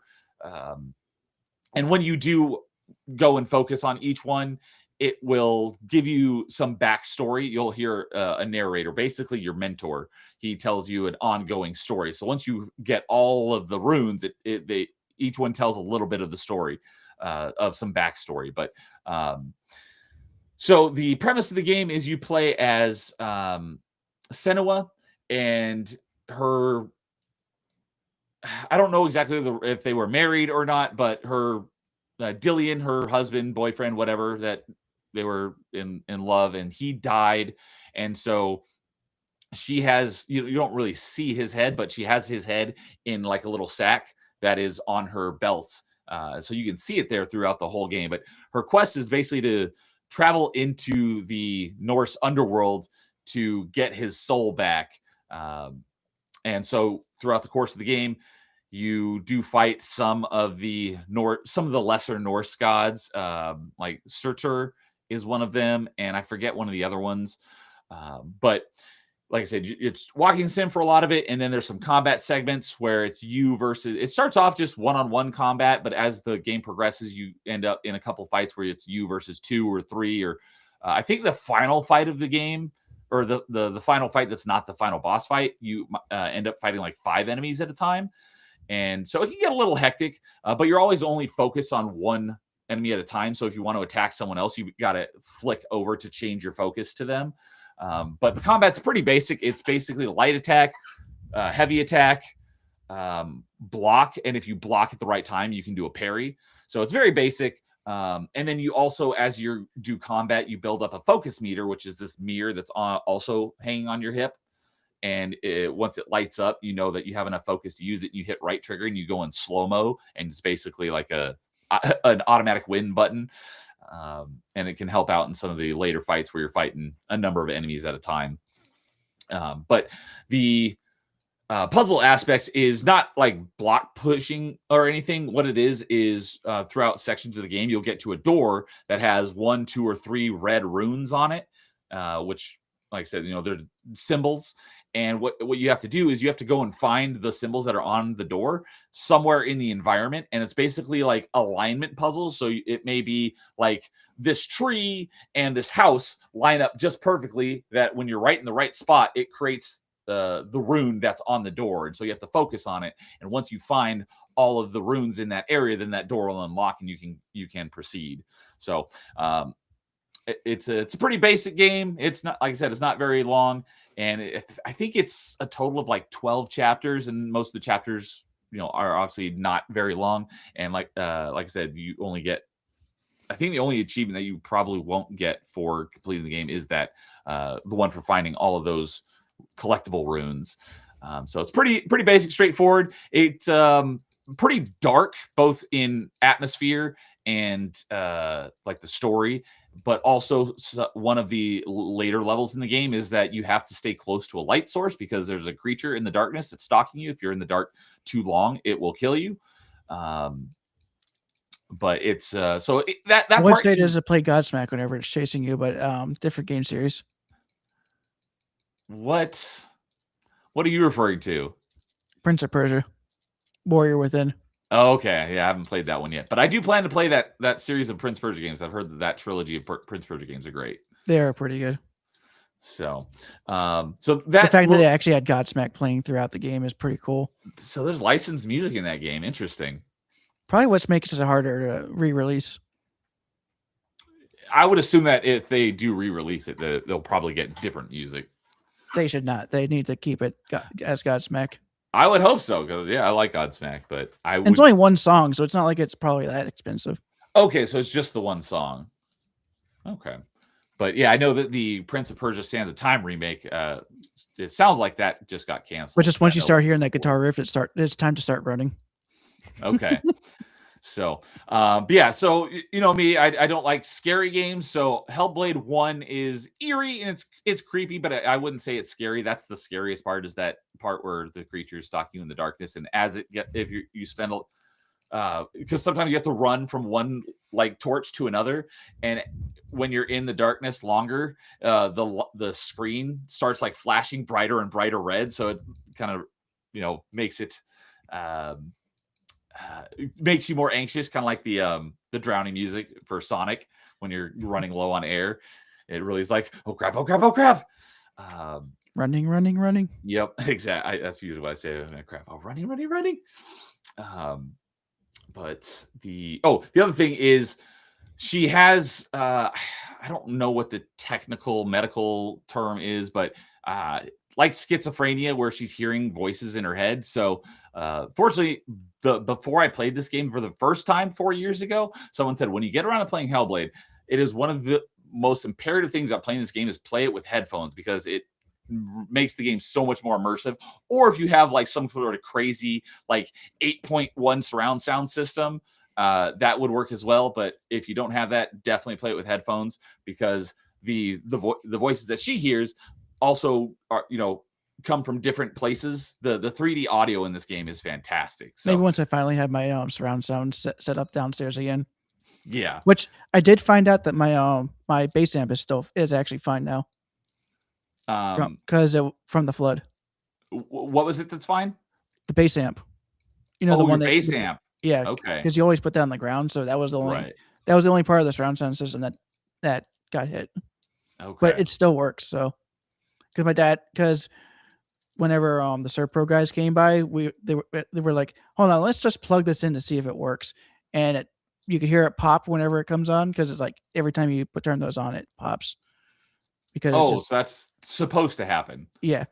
And then my dad last time he came by, he decided to take it home and just connect it to his surround sound system. He said it still works pretty good, so Awesome. So always nice to hear that type of stuff coming out. it's a crazy. Lionel says, "Don't play the scariest game ever, Luigi's Mansion." I did play that one on stream, and I got all the achievements for all the retro achievements for it.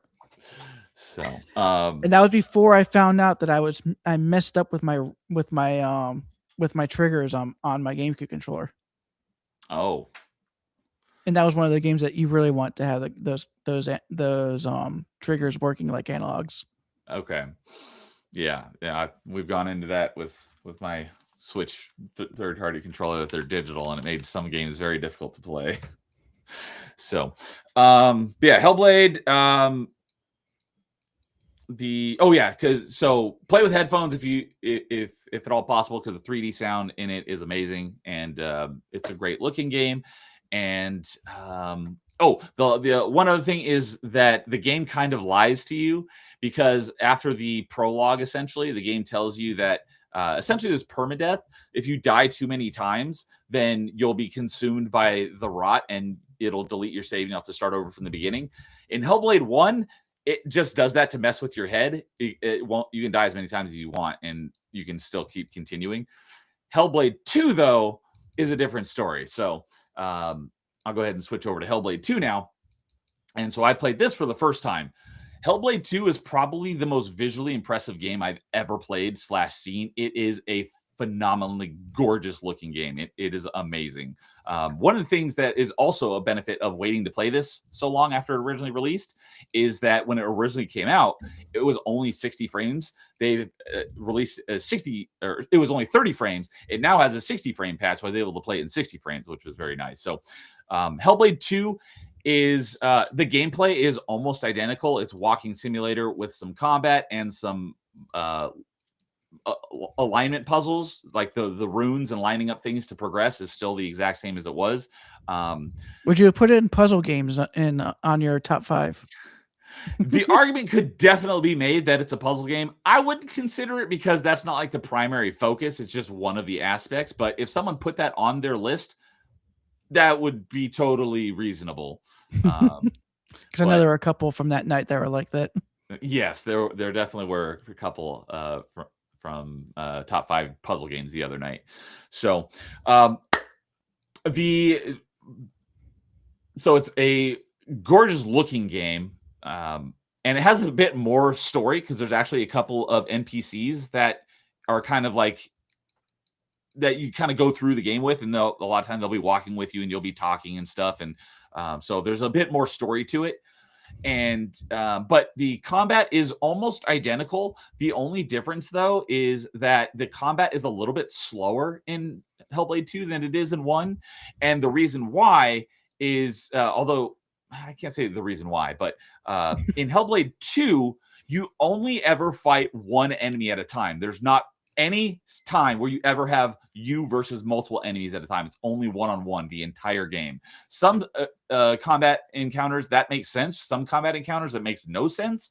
But the combat is a little bit slower. So I did like the combat in Hellblade 1 more because it's a little bit faster paced, and sometimes you fight multiple enemies at a time. But other than that, basically the game is identical, just has a bit more story to it.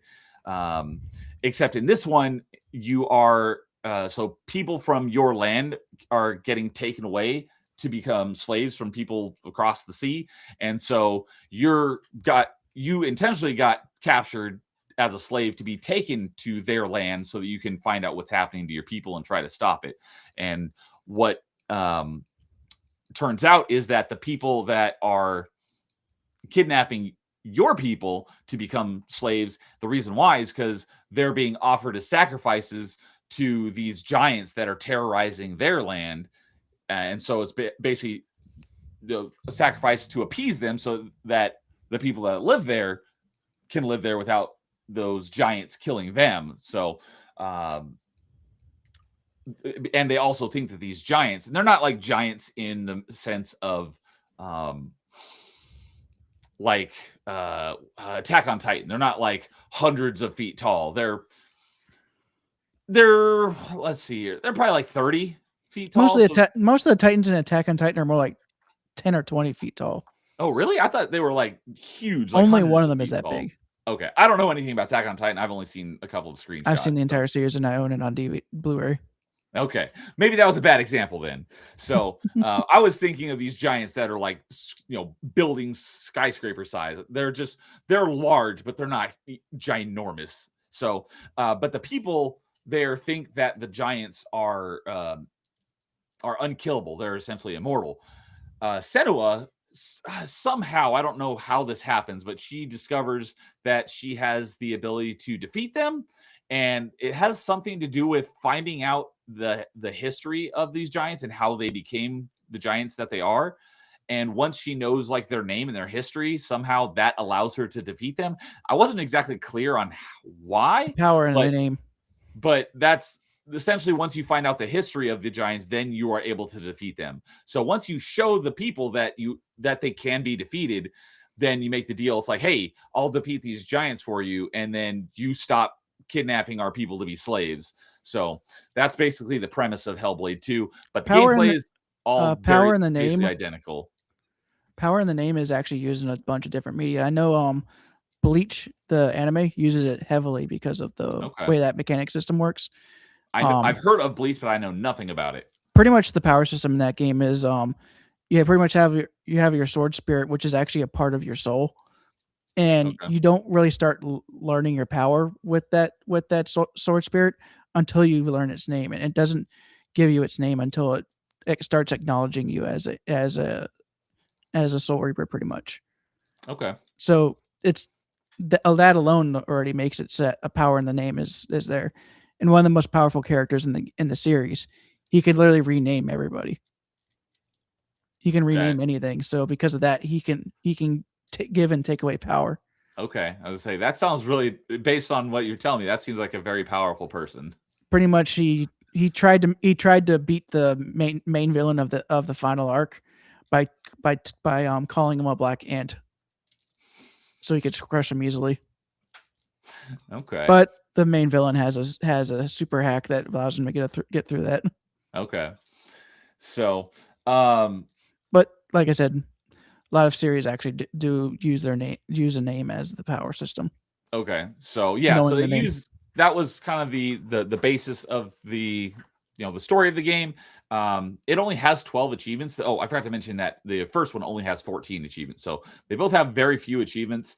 And Hellblade 2, though, you'll get most of the achievements just through playing the game, except in this one, there are 2 collectible achievements. So very similar to the first one, there's stones with runes on them, and each rune you learn a little bit more of the backstory. So there's an achievement for finding all of those runes, and then there's another collectible where it's another one of those perspective puzzles, but you'll find just rocks, but they look like faces. And so when you focus on them, then it opens up and there's like a tree behind it, and you have to go to the tree and focus on it, and it'll also give you some backstory, but it's not from the same character that gives you the backstory of the runes. But similar to the runes where it has a circle and you can see all the ones you've gotten, so you know if you missed any. The tree has little dots on it, so you can know exactly if you've missed any of those trees hidden behind the faces. So similarly, I followed a guide just to make sure I didn't miss where any of those collectibles were. So I got all the collectibles on my first time through. But it says the completion estimate is 12 to 16 hours. And I have 11 hours, and I have all but one achievement. So the game originally had 11 achievements when it first released, but when they released the 60 FPS patch sometime last year, they added a title update with one additional achievement. And that achievement is for beating the game on Dark Rot difficulty. And so what Dark Rot difficulty is it's the hardest difficulty, and it does have the permadeath that was teased in the first game. But it's not one death. You basically have 4 deaths, or 3 deaths technically. On your 4th death, then you'll have to start the game over again. So it is very difficult because the highest ratio achievement in the base game is like 2.4, and that's those 2 collectible achievements. All the other achievements are just story based, and so they're like less than 2. This one title update is almost a 14 ratio. So it's very difficult. Because not many people went. Oh, I'm lagging. Neo left. There. So everyone gets one. Yeah, everybody, yes, like Spider-Man. Everybody gets one. So I do plan to go back and get it at some point, but I don't know when. It'll be a long time till I go back and do it again. But I have all of them except for that achievement. And then the one thing that the reason why I talked about like this, the first game is eerie and creepy, but it's not really scary. This one is very similar. It's definitely creepier than the first one, but there's this one segment, this one chapter that the entire chapter is underground, and it's basically in pitch black, and it is legitimately scary, and it was creepy, and there's some jump scares, and that section was legitimately scary. So it was definitely scarier than the first one, but not too scary. But it was very, very creepy. So, but if you like the first one, you'll probably like the second one. The main thing is I just like the combat in the first one better than the second one, but it is a gorgeous looking game. So, yeah. So, all right. Next one on the agenda here is another game that is a first time replay in a very long time. And this was in my top 5 puzzle games from the other night. And this was my number 2, and that is Braid. So Braid was originally released as an Xbox Live Arcade game back in like 2009. A long time ago. Let's see here. When was it released? It was released in 2008. So I was close. But this was not my first time replaying it. It's just my first time replaying it in a long time. But this time I didn't play the original one. I played the Braid Anniversary Edition, which came out in 2024. They are essentially the exact same, except there's an additional 7th world that they added, and it was quite interesting how they did it. So they added it doesn't unlock until after you beat the game, and it's almost like a developer commentary where this world just has tons of little books in it that tell you all about like the behind the scenes and making of the game, and like why they decided to do things here and there. But there's also puzzles throughout it. So there's an achievement for solving all of the puzzles in World 7. And some of these puzzles were quite difficult. So it was cool getting an additional world added in from the original one. So now I have, in both versions, I have all but one achievement, and that is for beating the speed run, which is beating the game in under 45 minutes, which I haven't attempted it in many years, but I have made a few attempts, and the closest I think I got was 52 minutes. So I got really close, but I do plan to go back and get those last two that achievement in both versions eventually. I just don't know when, but for anyone who hasn't played Braid, it is a fantastic puzzle game. Like I said, it was my number 2 on puzzle games. It's a puzzle platformer with a lot of time travel mechanics in it. And so each world has like a different time manipulation mechanic. So in the first world, you're kind of just, it's a 2D puzzle platformer. It's got a beautiful art style. It's got beautiful music. On Top 5, I was mentioning how this game is like the epitome of like video games as a work of art, because it's just excellent in every aspect. But the first world is, whenever you want, you can hit X to rewind. And so you use that to solve. How it works is each world has like, I want to say like 8 puzzle pieces, and you have to find all 8 pieces and then actually assemble them in a jigsaw puzzle in order to solve that world. But you don't have to solve the puzzle to move on to the next world, I don't think. But in order to get to the end of the game, you do have to solve all the puzzles, so you do have to collect them all eventually. Then the second world is, well, technically, the first world is the second world because there is no first world. It just starts off with world 2, 3, 4, 5, 6. I don't know why there's no world 1. But the second world, which is actually the third world, is the mechanic is when you rewind. Previously, when you rewind, everything that happened rewinds as well. But in World 2, there are certain like platforms or enemies that are highlighted green, and they will not rewind when you rewind. So there are elements that are kind of outside of your time powers. So you have to use that to solve puzzles and stuff. Then one of the worlds is time only moves when you move. So when you move to the right, time moves forward, and when you move to the left, time moves backwards. So there's lots of different time mechanics in each of the worlds. So it is a really great puzzle game with lots of great puzzling mechanics, and I highly recommend playing it. It's a pretty short game. I beat it in 8 hours, and the completion estimate is 8 to 10 hours. So that's about right on track. So if you like 2D puzzle platformers, this one is one of the best, and I highly recommend giving it a shot. So, but yeah, it's not very long, but it is a great game. So not a whole lot to talk about, but I definitely highly recommend it. Sounds like fun. The next Maybe one one, of these days I'll play it. Yeah, it's short. So, and let's see here. The anniversary edition, which is the one that I would recommend, is $20 full price. I've seen it go on sale for as low as $5. So, at least on Xbox, I'm sure it's probably gone down that much, or possibly lower on Steam. But obviously, I'm doing all my stuff on Xbox. So,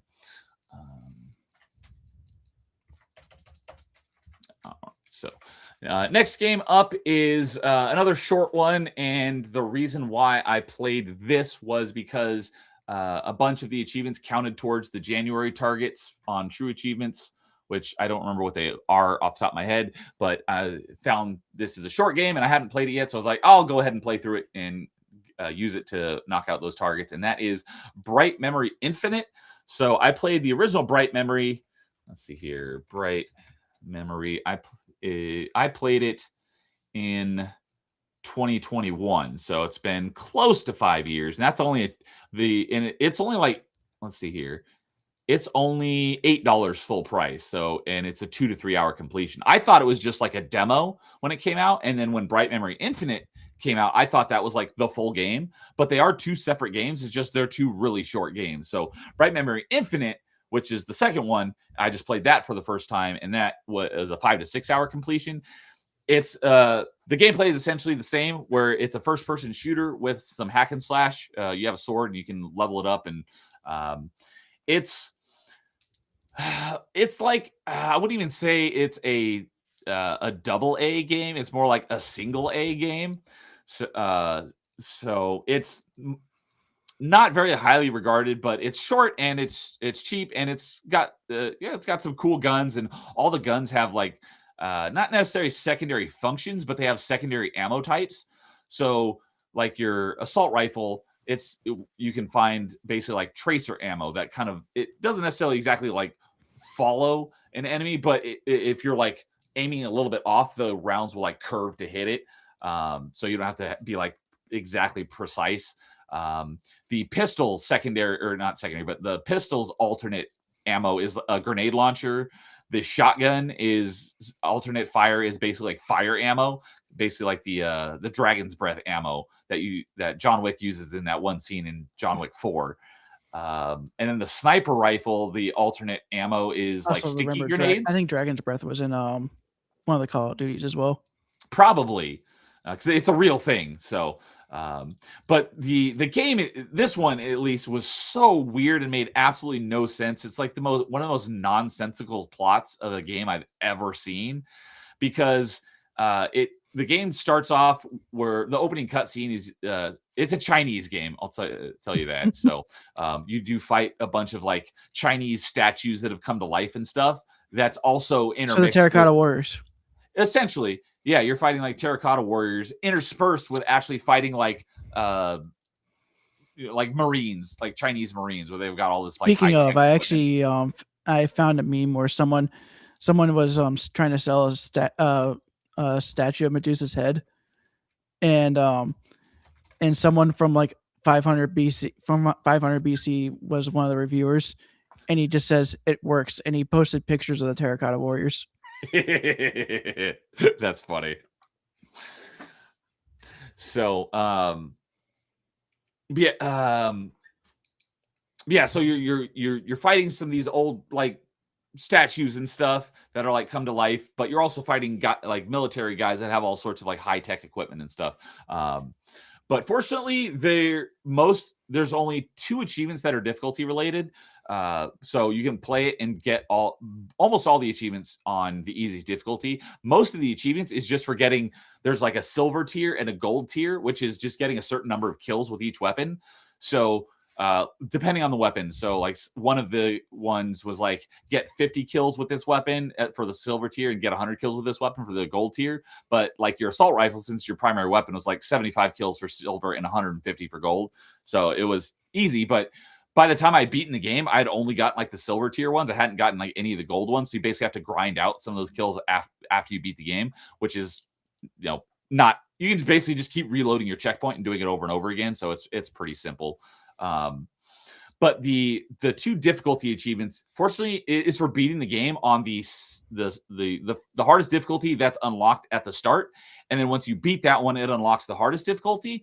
But fortunately, you don't have to beat the whole game. You only have to beat the last level on each of those difficulties, and then it counts for beating the whole game on that difficulty. So I beat the game on easy, and then I beat the last level on the second hardest difficulty, which then unlocked the hardest difficulty, and then I just had to beat the last level again on the hardest difficulty to get that last achievement. And fortunately, it wasn't too difficult, but the last boss fight on the hardest difficulty did take me a few tries. Yeah, so the thing about so the game, you start out you wake up on Chinese New Year in your apartment, and you play a chick, and her name, I thought it was Sheila at first when I just saw it on the screen, but then when they talk in the game, and it's actually Shelia. The E and the I are flipped. So her name is Shelia, and you work, I don't know, you're like you work for like a PMC or something, and you get a call from your boss. And he's like, hey, I need you here because this event is going down. She's like, all right, I'm on my way. And then all of a sudden she's in like a fighter jet, but it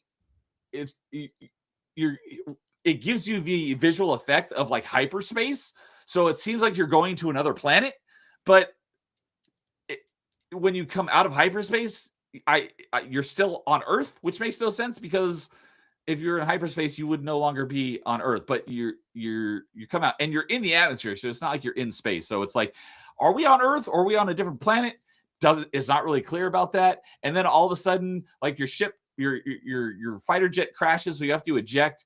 And now all of a sudden there's a black hole and it's sucking things into it. And if you know anything about physics, a black hole would be basically where the sun, a black hole is created from a collapsed star. So it would be where let's say we're assuming we are still on Earth. The black hole would have to be a replacement for the sun, because the sun would have had to turn into a black hole, which means it's millions and millions of miles away. But no, this black hole is actually in the atmosphere of Earth and sucking stuff in, which makes absolutely no sense at all. So the lore and the story and the plot of this game makes absolutely no sense. But like I said, it's a cheap game. The Bright Memory Infinite is a little bit longer. It's a 5 to 6 hour completion, and it is $20 full price. But it goes on sale often, and its lowest price was not that much. It's gone on sale. The lowest price was $14. So if you want a rather short first-person shooter with hack and slash elements, because you can use your sword at any time, and you find these items scattered around the world, and you use those to level up your equipment. There, oddly enough, there's no achievement for leveling up all of your equipment, even though there's an achievement for finding a certain number of these. So they're called reliquaries, are these items that you spend those to upgrade your equipment. There's an achievement for finding, I think, 100 reliquaries, and it takes less than 100 to max out all of your equipment. So there's an achievement for finding more reliquaries than you even need, because they do respawn if you reload a level. So there's not even enough. There's not even 100 in the game, but so you do have to go and find a few, and then replay a chapter and find a few in order to reach that. But when you're playing through it to get some of those kill count achievements, you'll probably find plenty to get that achievement. But you still need to find a few more even after you've maxed out all your equipment, which makes kind of no sense. But there's no achievement for maxing out all of your equipment there, but there's an achievement weird. For two specific because you have 3 tabs of abilities that you can upgrade, and there's probably 5 or 6 on each tab. But there's only achievements for maxing out 2 specific upgrades to their max level. But there's no achievement for maxing out all the rest of them or anything. Just these 2 specific upgrades have achievements for maxing them out. Why these 2 in particular are not an achievement for just finding all of them or upgrading all of them? And why is there not achievement for, maxing them all out? And then why is there an achievement for finding more than you even need to max them all out? So the achievements were a little odd, but it was fairly simple to complete. So it says 5 to 6 hour completion, and it says I did it in 6 hours and 9 minutes. So I did it in just that amount of time. But not a great game, but if you have it, it's worth a play. I wouldn't say even on sale for $14, I wouldn't recommend it. But if it went on sale for $5, like the original one, I'd say, yeah, it's worth it. So, all right. Why don't you go ahead and give us your last one, and then I'll wrap up with the next few that I have, because some of these are pretty short. Gotcha. The next game I'm going to talk about is the one I started on stream a couple last week or a week ago or 2 weeks ago, and that was Ninja Gaiden 2 for the 360. Right here, baby. Ew, you don't even have the actual cover. What do you mean the actual cover? There's an actual paper cover that goes over it. Over the actual box. Are you, let's see here. Are you talking about one of these slip covers? Yeah. I do not have one of those, or I threw it away. How could you? So mine actually survived the flood. That's good to hear. Wet. But so tell us about this. Is something that I can talk about, because it's been a long time since I played this version, but I love this game. I was actually able on the first night. I was actually able to get past the first 2 levels without using a single item, without dying. And you were playing it on Warrior, I believe, yep, right? Not even the easiest difficulty. Yeah. So Acolyte is the easiest, Warrior is the second, Mentor is the third, and then Master Ninja is the hardest. So, but you have to unlock Mentor and Master Ninja. So, yeah. Luckily, this achievement list does not require me to get Master Ninja, though I've been getting rank. Master Ninja pretty easily. So, yeah, rank. Yeah, but I've been getting Master Ninja on most of the levels I've been playing. So, very nice. Without trying. How far are you so far? I've done 3 streams. I've done about 2 levels of streams, so I've probably gone through 6 levels so far. Of course, as soon as I felt happy about that first stream, the next stream I started dying more often. So let's see here. Have you fought the water dragon yet? Yes. Okay. Is that the last boss that you beat? No, the last boss I beat was was a wolf. Okay, I was gonna say that if you've got past that point, then you've probably beaten Wolf then. Yep, I beat wolf. That's one thing that I mentioned on Backlog Battling when I was talking about Bright Memory Infinite. The final boss of the game in Bright Memory Infinite reminded me so much of Wolf. He looks almost identical to him. Well, I mean, he's just a wolf with 4 arms. Yeah. So if you were to take Wolf and like maybe double his size, that's almost what the final boss of Bright Memory Infinite looks like. Gotcha. He wasn't too difficult once I figured him out. Most of these bosses aren't. Outside of the worm on level 3, that one's just a pain. Because that one you're just constantly you're just gonna be using the bow and arrow. Are you talking about that like the giant ghost fish? Yeah. Yeah, that boss is like absolute trash. A terrible boss. So, so how are you liking it compared to Ninja Gaiden Sigma? I'm liking it more, but I'm liking it when I'm fighting human-sized enemies because they actually tend to get close enough to the camera so you actually know where they are. Okay, yeah. I'm getting a pain every time I'm in the third level is when they start introducing some of the more bigger enemies, which are like the demons. Yeah, the fiends. And they like to stay away from stay out of the camera. Yeah, and I really they'll lunge at you and grab you, and you have there's like nothing you can do about it. This is my biggest problem with the Ninja Gaiden series at this point. They like having enemies off camera hit you. Yeah, and it would work a bit better if either they made the camera go out further, or they made it so the enemies had to actually get close to you before they started attacking you like that. Like I don't mind that ranged characters will attack you because especially in this game because they actually changed the way ultimate attacks worked, where if you get hit by shurikens, you don't lose your focus. Oh, you can still take hits from small attacks and not get knocked out of it. Yeah. I actually really like that mechanic. That is nice because it definitely makes it much more manageable whenever they're doing that to you, especially when you're still waiting for one of them to get close to you. Sometimes you'll do the dodge and then go into the jump and then you'll land and then you use the ultimate attack to quickly grab the yellow essence from the enemy you just killed.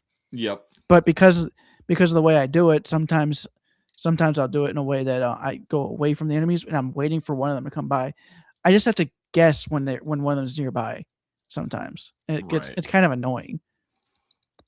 Like I would actually prefer this game if it actually had a better camera and it didn't have enemies that just wanted to stay off the camera. So that's part of the reason. I mean, since most of the action-oriented games I played is mostly like Dynasty Warriors, Bayonetta, and Devil May Cry, I'm kind of very spoiled when it comes to good camera controls. Yeah, I understand that. So, let's see here. Okay, yeah. So the difficulty achievements do stack in this one, which is funny because they don't stack in 2 Black, the most recent remake of this one. They don't. But stack. I might have to go and beat Acolyte off stream because I won't be able to do the weapon playthroughs on Acolyte if I play through only Warrior. Because I think it's a different save slot. Oh, that could be. I forget how that works. But I don't want to do all the weapon playthroughs on Warrior. Yeah, so I was going to ask you. So, for anyone who doesn't know, there are 8 weapons in the game, and each weapon has an achievement for beating the entire game using only that weapon. So it requires a lot of playthrough. So I was going to ask you. I'm assuming you're just going to play through it on Acolyte for all those weapon achievements. Yeah, but I am on the Warrior difficulty. I'm actually trying to do it with the Dragon Icona first. Yeah, just to see how. I was going to say, because we did talk about it. So you're trying to do, because I was going to ask you about the different weapons, but you've only used the Dragon Sword so far because you're trying to get the achievement for beating the entire game with the Dragon Sword on your first playthrough. Yep. And then you'll do, the other weapons. So, but I do like that Sigma, and I do like that Sigma actually made it so that the achievements are only for getting kills with each weapon, not for the playthroughs. Oh, like But getting a certain number of kills with yeah, each one, so you can just grind them Sigma out. 2 does that. You gotta get 1,000 kills with each weapon. Yeah. But 3 does that as well. yeah, At least Razor's Edge does, because the weapons weren't even in the non-Razor's Edge version. So pretty much because of that, you don't have to do all those extra playthroughs. So I would have preferred that way than the full playthrough with only one weapon. Yeah, exactly. Oh, and the other real kick in the balls is that each of those achievements is only worth 5 gamer score. So I did all of those way back in the day. I piecemealed them where I played it for 5 or 10 minutes a day, and it took me, I don't know, like 6 to 8 months to get them all. But I did them all, and because I love the game, I had no problem playing through the game so many times. But I know did you ever beat the game on Master people, Ninja? I have not beaten on Master Ninja. I will beat it on Mentor at some point because I haven't beaten on Mentor yet. I don't know if I'll beat it on Master Ninja. Disgusting. How can you say this is one of your favorite games? Beating just because it's one of my favorite games doesn't mean I have to beat it on the hardest difficulty. Yes, it does, because that means you haven't played through the entire game. I didn't say that. That's the difference between saying something like I'm the best at this game. I never said that. I just said I really like the game. It's one of my favorites. But you haven't experienced everything the game has to offer.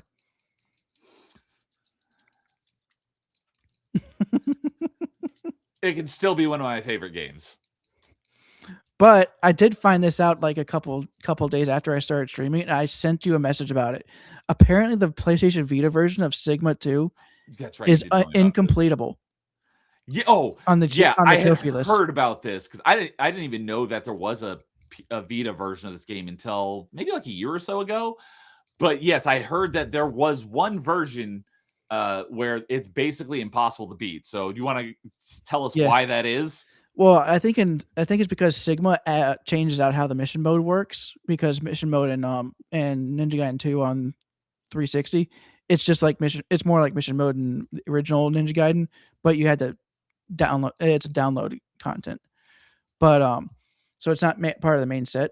Well, in Sigma 2, I think they did something similar to what they did in 3, where they had co-op missions. Yes, because that's the first time where they had it in from launch was in Ninja Gaiden 3. There were co-op missions, so they basically backported that. Maybe one of these, maybe whenever I'm going through Ninja Gaiden 3, maybe I'll ask you to help me go through those. I have not even played them, so I'm definitely down for that. But because during development for the Vita version, they decided not to do any way of doing multiplayer through like another console. Well, you gotta remember the Vita's a handheld, and it only has one controller, so you cannot do co-op in this game. So because of that, the 2 trophies are actually literally impossible. Not from the achievements are glitched. No, it's the game mode is not designed for one player and a bot. Well, yeah, because it is co-op. There's 2 characters, but the second character is only controlled by the AI. There's no way to have a second player actually control the second character. And the bot is completely moronic.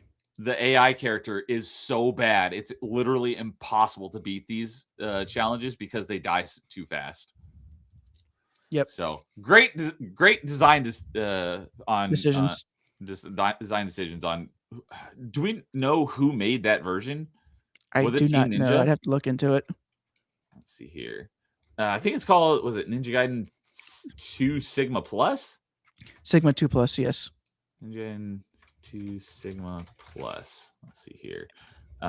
Developed by Team Ninja. Yep. As if you didn't need more reason to throw your new portable console across the room while you're playing this game. Yeah. Because they also added achievements and trophies to the Sigma version for Master Ninja the Master Ninja difficulty. Hold on, that was Ninja Gaiden. Stop capturing me. Just want to go to a freaking website.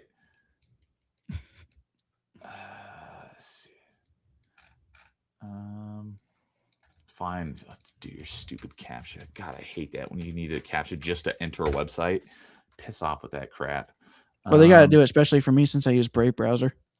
Okay, no, Sigma 2 Plus is developed by Team Ninja, so they did a god-awful job of basically porting it to I've even heard the frame rate's not even that great. So, well, that So they makes didn't even sense. do a good job in that on the performance issue either. Yes. Well, given that Team Ninja games are always some of the best looking games on whatever console they're on, it makes sense that the performance is not very good You would on a think that, handheld. Because yeah, well, the Vita kind of was in between the PS2 and PS3.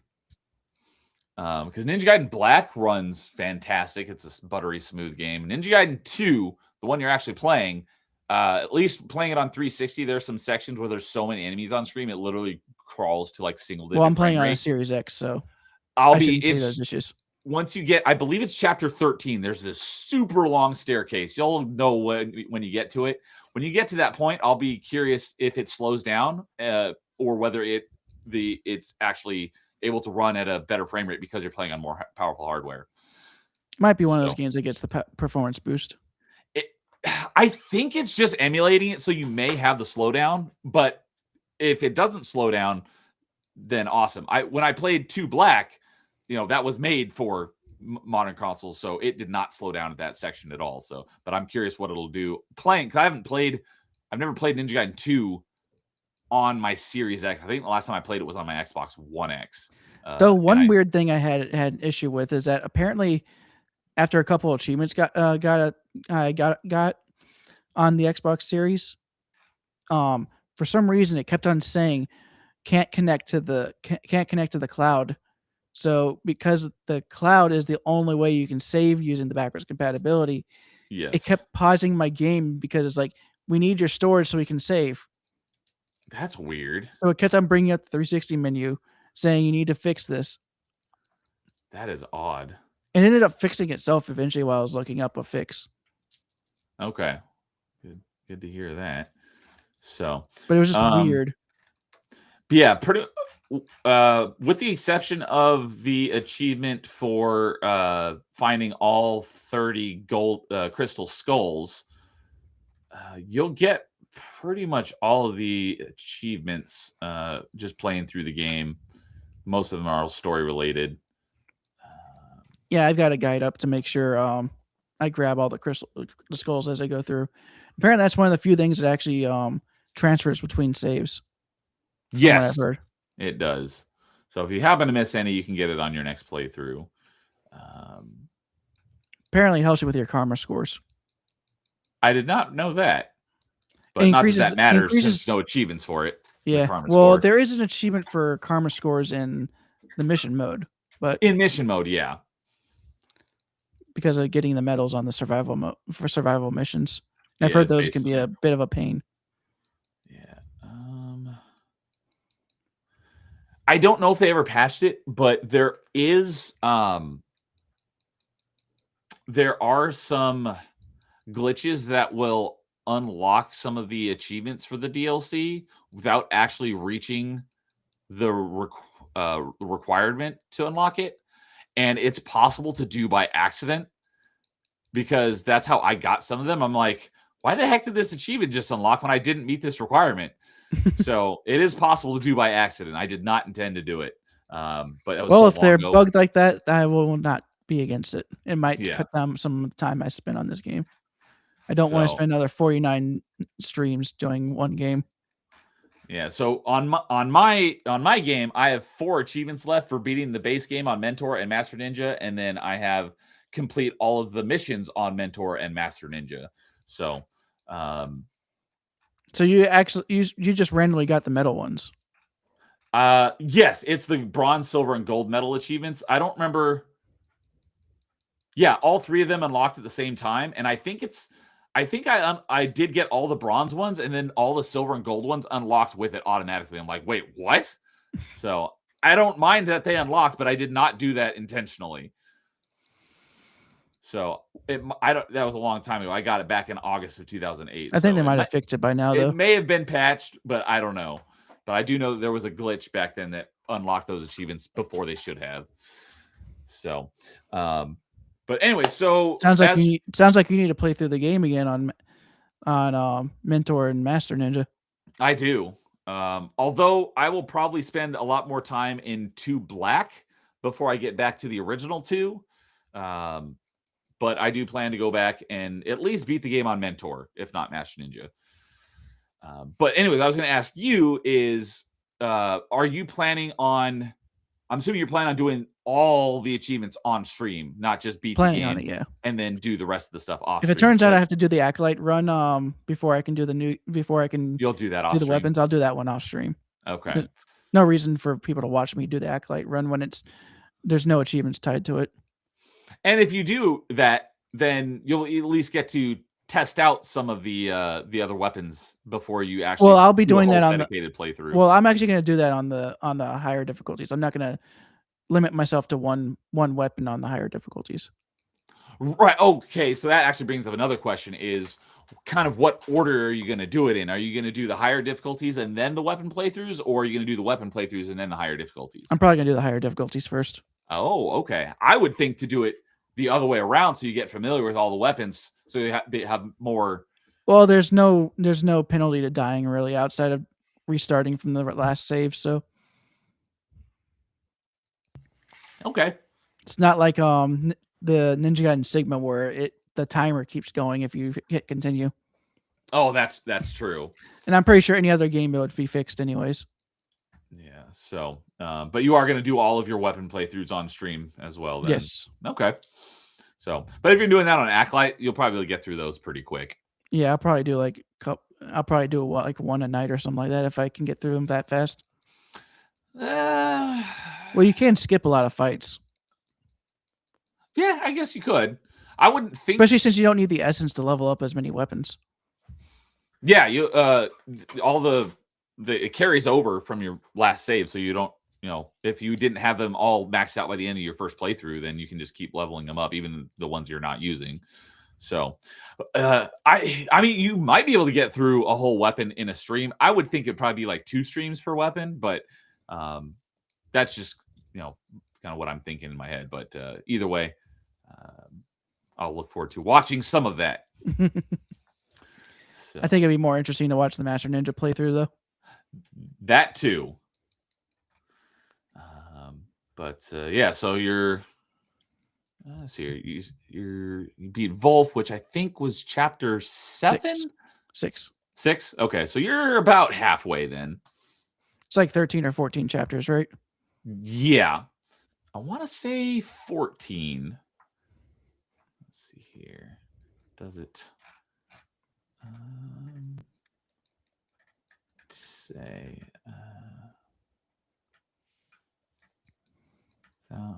Because I know you get the last skull in chapter 13, so. It does. Okay, no, it doesn't say. The achievements are. I think the last chapter achievement is for beating chapter 9, and then after that, it's just achievement for beating each of the primary bosses. So there's achievement for beat this boss, beat that boss, beat this boss, beat that boss. It doesn't say what chapter it is though. They might as well just say beat each boss instead of just which chapter. They should have just done it that way instead. Yeah. Since it seems like there's a boss at the end of each chapter, unlike the previous game. Not every chapter had a boss. Yeah, in Ninja Gaiden 1, not every chapter had a boss, but I'm thinking about it. Yeah, you know what? I think you're right. I think Ninja Gaiden 2 does have a boss at the end of each chapter. I am liking some of the bosses in this game more than the previous game.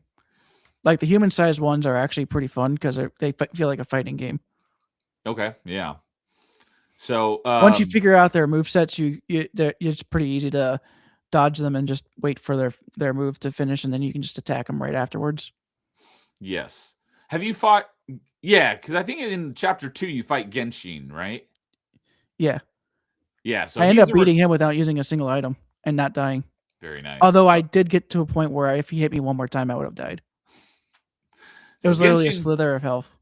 Genshin is a recurring boss, so you fight him multiple times throughout the game. It took me just a moment to figure out what you're supposed to do with him.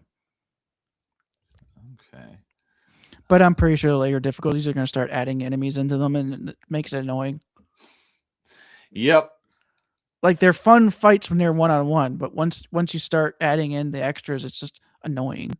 Yeah, I remember when I was thinking the same thing when I was playing through Ninja Gaiden Black, and they added playing on the higher difficulties, and you have the the other enemies running around the whole time too. It's like, just let me fight the boss. I hated that too. All right. Any last thoughts on Ninja Gaiden 2? Nope. Just hopefully I'll be way further along on my journey through it by the next time we do this. All right.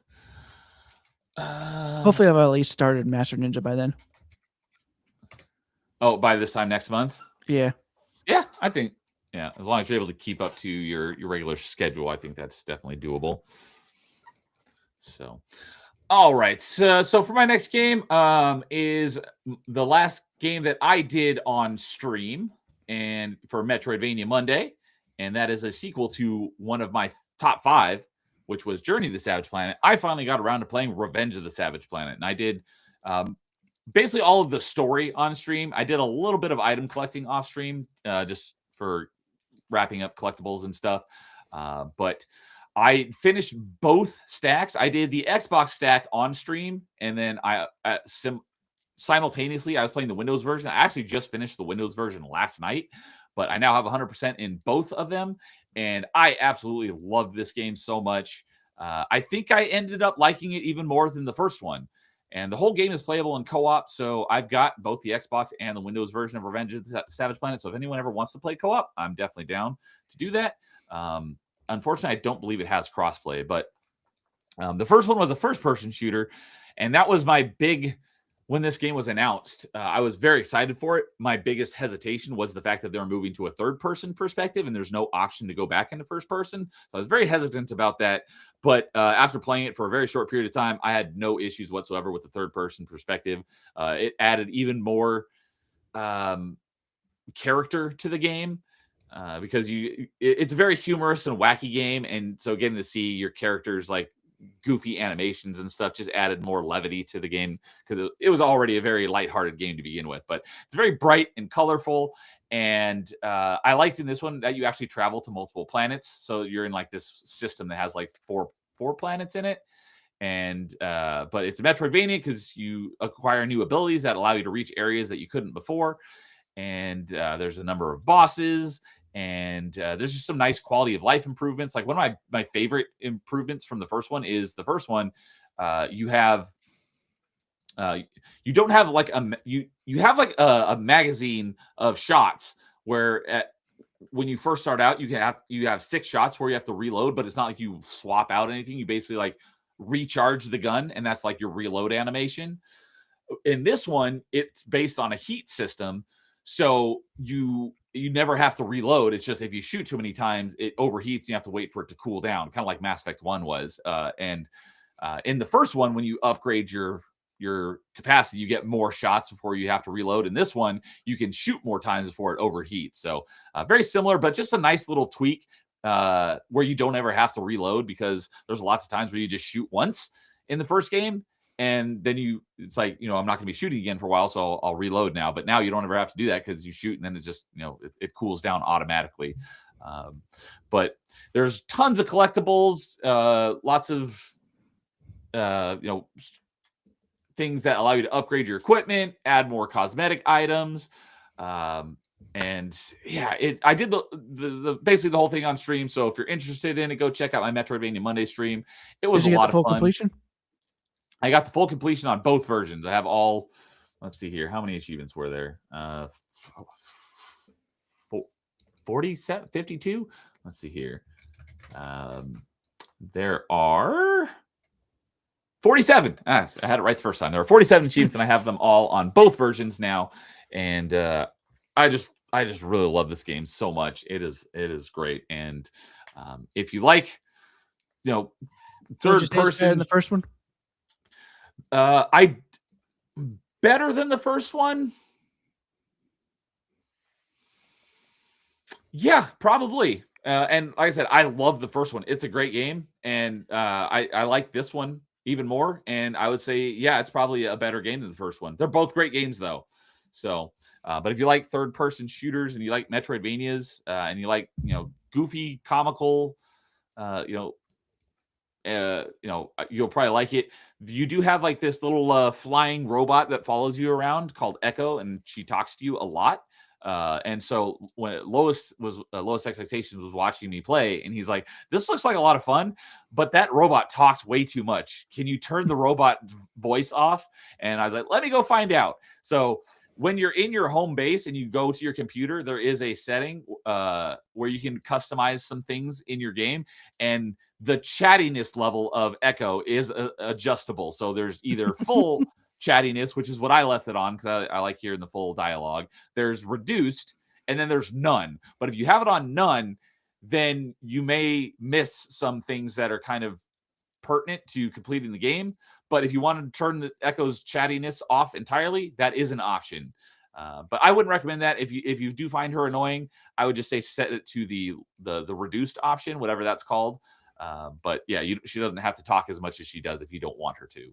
So, but yeah, I absolutely love this game, and it was fantastic, and I loved every second of it. It was one of those games where, because I was only doing it on stream for the most part, it was one of those like, now I got to wait a week to play it again.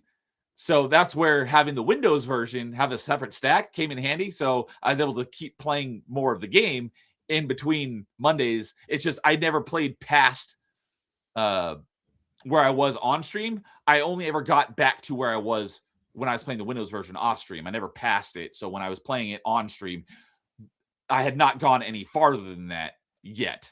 So, but yeah, Revenge of the Stats Planet was a lot of fun, and I highly recommend it. So, next game up that I will talk about is in preparation for this last Tuesday's top 5, which was top 5 puzzle games. There were a couple of puzzle games that I had in my backlog that are rather short. So I was like, let me see if I can knock a few of these out before this top 5 in case they end up making it onto my list. So I played through a couple of puzzle games. The first one I played through was The Last Campfire. And this is a like an isometric game where you play this little cutesy creature. Probably the closest thing I would relate it to would probably be like Sackboy from the Little Big Planet games. And it's not exactly, but it's kind of like that cutesy look. And it's how the game plays is there's basically 3 sections of the game, and each section there are like 8 of these other creatures that are the same like species as you or whatever. And you have to, first of all, they're like not necessarily hidden, but they're in areas where you have to solve puzzles in order to get to them. Usually it's like some sort of like platforming puzzle or moving some blocks. And then once you get to them, you go into like this like alternate dimension sort of thing, and it's like a smaller play space, and you have to solve that puzzle, and by solving that puzzle then you rescue that character. And each of these 3 areas, there's 8 of these characters. You only need to find 5 of them to proceed to the next area, but there is an achievement for rescuing all 8 of them in each of the 3 areas. So if you want to get all the achievements, then you got to find and rescue all 8 of them. And so that's kind of how the game plays. And so you just got to go and find them and then go into these smaller puzzle areas and rescue them. And it was, let's see here, the estimated completion time is rather short, which is why I decided to play it. It says 5 to 6 hours. I did it in 8 hours, so it took me a little bit longer. It was all right. I didn't really think it was all that great. So it definitely didn't make it on my top 5 list. I don't even think I put it in my honorable mentions. My biggest issue with this game was it refuses under any circumstances to use a he or her pronoun. And under every single circumstance, it always used they, their, or them.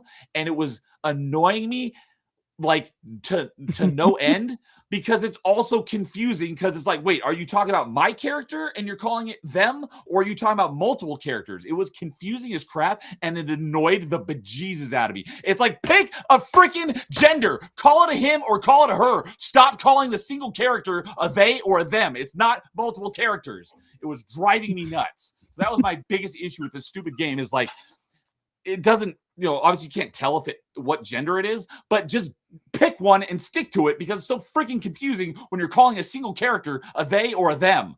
pissing me off. So that was my biggest issue with this stupid game. And I think I marked a whole point off of my rating because of that. But other than that, it was perfectly fine. It's a very cutesy puzzle game. It's let's see here. Full price, it's $15. I think I got it on sale for, it's been on sale for $1.50 on Xbox. So it's gone on sale for very cheap. That's probably when I picked it up. So for $1.50, sure, it's definitely worth it. For $15, I probably wouldn't recommend it. But I burned through that pretty quick. And then the next one that I played to prepare for top 5 puzzle games was let's see here is Viewfinder. And this was definitely far more up my alley because if you listen to that one, I talked about how like first person like physics puzzlers and like games where they are like has to do with like shifting dimensions or really esoteric puzzles where you had to like really think outside the box or bends physics and stuff like that. Stuff is like perfectly up my alley. So this game was kind of like that, where how the game works. It's also a rather short game, which is also why I wanted to burn through it before this top 5. It says it is a 5 to 6 hour completion as well. And I definitely took a bit longer than that. It says I spent 13 hours in it, but I don't think I actually spent that much time playing it because I was playing it late a couple nights and I ended up falling asleep on the couch playing it. So it kept running and adding time to my gameplay when I wasn't actually playing it. But it is a $25 game full price. It has been on sale for $8.75. That's probably when I picked it up. This is one of those games where I actually bought it on Steam because it wasn't on Xbox. But then before I even got to playing it, it released on Xbox. I was like, gosh, dang it. So I ended up playing it on Xbox first. So I have it on Steam, but I haven't played it on Steam yet. But how the game plays is it's really cool because it's a first-person puzzle game, and you have the ability to rewind, just like in Braid. But the base mechanic of the game is either taking, or well, first off, you start off without a camera, but you earn one throughout the game. It's kind of like in Portal, where you start off without the portal gun. You can only solve puzzles using the portals it gives you. So you find these pictures and you have to take them and you can like rotate them. And then when you hit right trigger, it'll put whatever was in the picture in your game world in whatever way it was like oriented. So like one of the early puzzles is the exit. You can see it is across this gap that's too far to jump. You have to find this picture that has like a bridge, and you have to align it, and you put the bridge from the picture into your world, and then you can cross the bridge to get to the exit of the level. So stuff like that is like totally up my alley. I love these types of puzzle games. So later on, well, first off, like I said, you only find pictures that are scattered around. You have to use the pictures it gives you. Then it introduces stationary cameras where you can only you can take pictures, but you can only take pictures of stuff that's in front of the camera. And then a couple chapters later, you get your own Polaroid camera, so you can take pictures of anything you want, and then whatever's in the picture, you can place it wherever you want. And then the last couple chapters, it introduces like certain can't take pictures of. They won't appear on your pictures. Or alternatively, when you place stuff, it won't go onto certain colored surfaces. So it mixes things up and makes them more complicated. But it's a rather short game.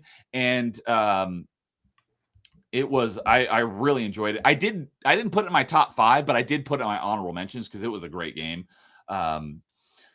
And as for the achievements go, you will get an achievement for beating each of the chapters. But if you just go through the game and beat each of the chapters, there's 46 achievements. You'll probably only have like 10 of the achievements at the end of the game. Most of the achievements are for finding like hidden items throughout certain levels or doing specific things in certain levels. So it's definitely advisable to keep the achievements up. So because a lot of these achievements can only be done in specific levels, you can always go back and revisit levels you've already beaten. So it's not like they're missable or anything. But so it's like a challenge per level almost. Yeah, a lot of these levels, let's see here, like certain levels, there are a little there's like a pressure plate that activates this like countdown timer, and you have to make it to the exit of the level before that countdown timer reaches 0. And sometimes, usually, the pressure plate is too far away from the exit, so you have to use your pictures to place stuff to get the exit and the pressure plate closer together. But there's like an achievement for beating a level with that little countdown timer. It doesn't have like an actual numbers. It has just little like ticks, like a clock, and you have to exit the level when it only has like one tick left. So there's just a bunch of little like random achievements throughout the game for doing specific things in certain levels. So they're typically very easy. You just have to know what levels to do them in. So it definitely helps to have a list of the achievements up next to you, so when you're at one of those levels, you know what to do in that level to get some of those achievements. Makes sense. So but yeah, definitely an excellent game. I definitely recommend it, especially if you love these types of first-person physics puzzlers like I do. It was a lot of fun, and I look forward to playing through it again at some point for the Steam version. So, all right. And then my last game for the night, I think I briefly talked about this last month because I started it before our last Achievement Chasers, and that is Aragami. So I started this. Well, I mean, technically, I started it when I dived it back in May, but when I actually got around to playing it, I got my first achievement when I back on January 6th. So that's when I started playing through this game. There is a second one, which I was going to play immediately after this one, but I didn't like this game as much as I was hoping I was going to. So I'm going to put playing off Aragami 2 for a little bit. This game wasn't bad. It's just I didn't enjoy it as much as I was hoping. So hopefully that they make some quality of life improvements that will make me enjoy the second one more. But it's not like I'm dreading playing Aragami 2. It's just I'm just putting it off for a little while because I've got other games to focus on right now, since I've got some things that are kind of time sensitive. But anyways, Aragami, it's a stealth game. You play as this like ninja spirit who gets summoned by this girl who, like, her people were wiped out, and she summons you to basically avenge her and wipe out the people that wiped her people out. And it's a cel-shaded game, so it's pretty bright and colorful. And my main issue with the game is your walk speed is so god awfully slow. So hopefully the walk speed in Aragami 2 is a little bit faster. But thankfully, there are some nice caveats because there are 3 different difficulties. There are no difficulty-based achievements, though, so you do the entire game on easy difficulty. I started playing it on normal difficulty, and it was just getting really frustrating. So I kicked it down and played through the rest of the game on the easy difficulty, and that made it so much more enjoyable. So one of the cool things about the game is it has a diegetic UI, which means there's no HUD in the game. Everything that the information that the game displays to you is actually in the game world, so the character himself could see it. So how the HUD works is you don't have a health bar because you only take one hit and die. So you got to stay stealthy. So if you get detected, you can escape, but there are achievements for beating each level without getting detected. So if you do get detected, it's just better to reload your last checkpoint if you're going for that, if you haven't already got that achievement. But you have a cape, and on your cape, when you're in the shadows, it fills up, which allows you to use your abilities, essentially. So as you use your abilities, it drains your shadow powers, essentially, and you have to go back into the shadows in order for it to refill. So that's kind of a cool thing. And then you have like 8 different abilities. Oh, that's another thing is that your abilities, you don't get them through story progression. So if you each level has a number of scrolls that are collectibles, and it varies level to level. Sometimes there'll be 2 in a level, sometimes there'll be 5 or 6. But your abilities are for collecting those scrolls, and then you use those scrolls in the store, which you can pull up at any time and buy any of the items or their upgrades if you have enough scrolls. But if you don't find the scrolls, which are not required for progression, you won't get the rest of the abilities. So it's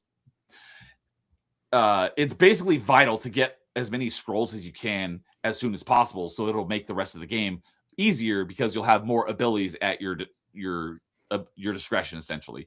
And each time you have an ability equipped, you have the circle on the back of your cape, and it shows the icon of whatever ability you have equipped, because you can only use one at a time. But you can hold B, and it'll pause the game essentially and bring up all of your abilities. You can select which one from like a wheel of which one you want to have equipped. And whatever one you have equipped, there's two little icons on your cape right below it, which indicate how many uses you still have. So each ability, you have 2 uses. And that's one thing that the game didn't really make clear at the beginning, is that I thought those 2 usages are across all of your abilities, but no, those 2 usages are for each specific ability. So through not every checkpoint, but usually about halfway through each level, there's a little shrine where there's a scroll that you can get that'll refill all of your usages. So once you have all 8 abilities and each one has 2, you could use basically all 16 of them before you're all out of all your abilities, and then you would need to find one of those scrolls to refill it.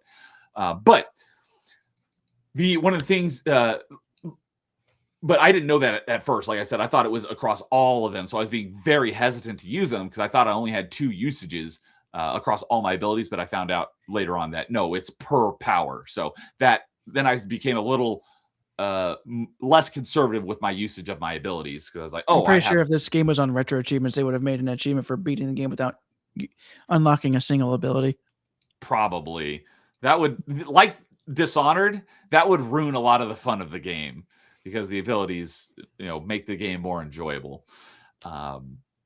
But the other thing is that when you throughout, depending on, there's one ability that you should focus on getting unlocked as soon as possible, because before you get this ability to refill your usages on your powers, the only way to do that is, obviously, you start out with full abilities at the beginning of each stage, but once you've used them, the only way to refill them is to find one of these shrines with the scrolls that refills. This is a different type of collectible than the ones that allow you to upgrade your abilities, but there's a little shrine that you open up and it refills your abilities. That's the only way to refill your abilities.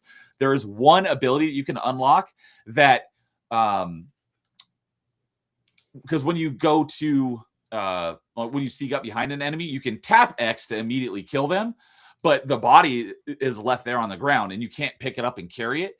But you can unlock an ability where once there's a body there, you can hold A, you can basically dissolve it, because enemies will find dead bodies and they'll alert everyone in the area that they found a dead body. So they'll be on alert and they'll go out of their usual, their patterns. So they're more difficult to get around without getting detected and predict. But once you unlock this ability, instead of hitting X to assassinate him, essentially, you can hold X, and if you can fill up the whole circle before they detect you, then you'll do a what's called a shadow kill, and that will kill them, but it also disappears their body at the same time, so there's no body left over.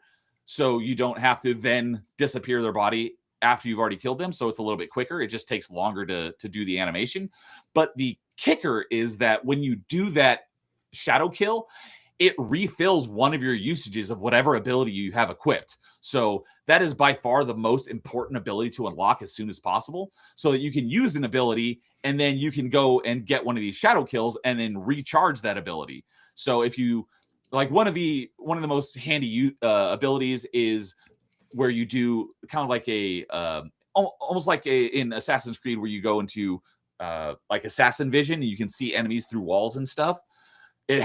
That's one of the abilities that you can unlock. And then when you upgrade, is that Eagle Vision in Assassin's Creed? Eagle Vision. Thank you. That's the term for it. So that's one of the abilities you can unlock. Jeez, I've played way less Assassin's Creed games than you have. You have. It's just been a while since I played Assassin's Creed. Same. But you can unlock an ability that gives you essentially like Eagle Vision, where you can see through walls, but it only lasts for like 15 seconds or so. But once you get the upgrade to that ability, any enemies, it only has a certain range. But once you cast that ability, the upgrade then puts a dot over everyone's head, so you can see where they are. You can't see them through the wall, but you can see the dot through the wall, so you know kind of where they are, so you can kind of keep track of them. And so you do that. Everyone that's within range of you can do that with a single use of the ability. And then if you just go do a shadow kill, you'll recharge that ability. Another one of the abilities is the kunai, where you can kill enemies at a distance. So being able to, hit someone at a distance with a kunai and then kill someone with a shadow kill recharges your ability. So whichever one's equipped. So you can use a whole bunch of abilities and then just go around getting shadow kills and just make sure you're switching between your different abilities to recharge them all. So once you have that ability, those shrines with the scrolls are not useless, but they're nowhere near as important as they were. So that's what I highly recommend, unlocking that ability first, because it makes the game so much more enjoyable. So as for the achievements, there's an achievement for beating each level. So obviously just going through the game, you'll unlock all of those. And then at the end of each level, it's kind of like Ninja Gaiden, where it gives you like a score sheet. It shows you like how many times you were detected, and all these different like stats, and it'll give you a ranking from like D up to S. Fortunately, there's no achievements for any of the ranks, so it doesn't matter how bad you do. There's no achievements for it.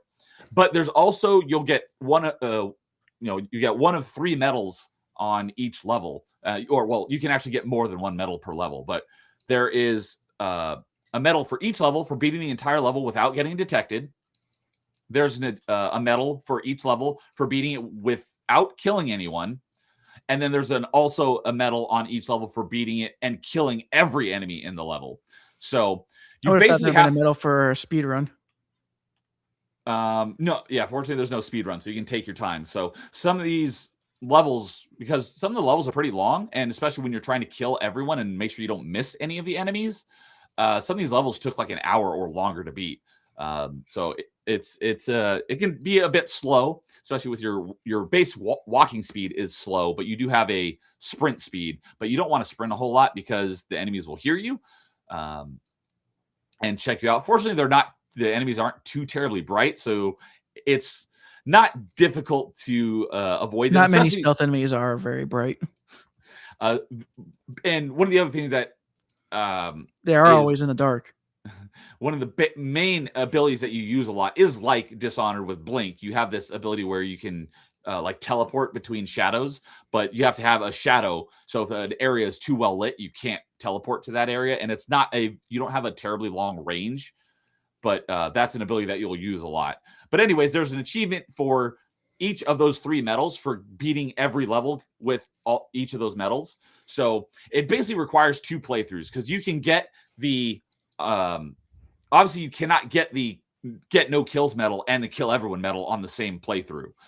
So you have to split those up. But the achievement for beating each level and getting the medal for not getting detected, you could do that on either playthrough, because you can kill and not kill enemies and not get detected. So basically how I played it is I played through it with killing every enemy and trying not to get detected on my first playthrough.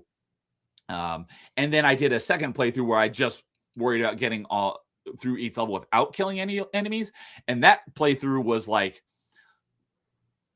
I probably spent like 80% of my time doing that first playthrough and like 20% doing that second playthrough, because I knew where everything was and I didn't have to worry about killing any enemies and potentially missing any enemies and having to play through the whole level again to kill an enemy that I missed the first time. Because if you do it again, it's not like you just have to kill the one enemy you missed. You just have to kill every enemy in the level. So you have to do the whole thing over again.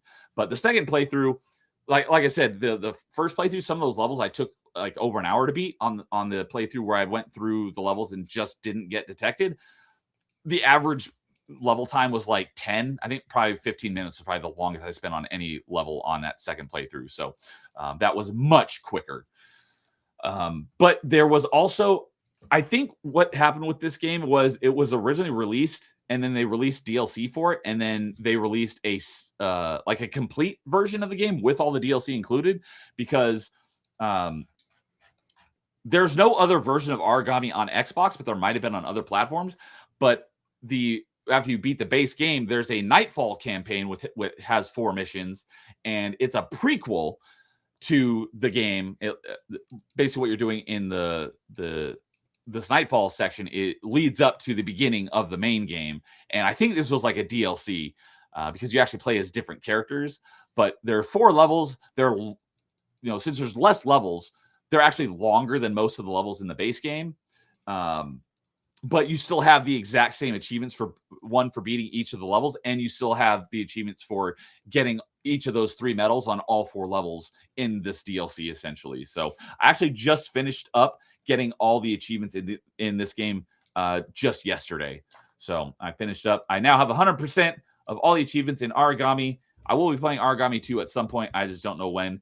One of the cool things, though, I have not done this, but both Aragami 1 and 2 are entirely playable in 2-player co-op, and they are also cross-play. So you can play them across any platform that they exist on. So I've not played it in co-op, but I probably will at some point because I have some friends who are like, oh, yeah, I'd like to play that sometime. So, but yeah, it's a competent stealth game with some cool powers.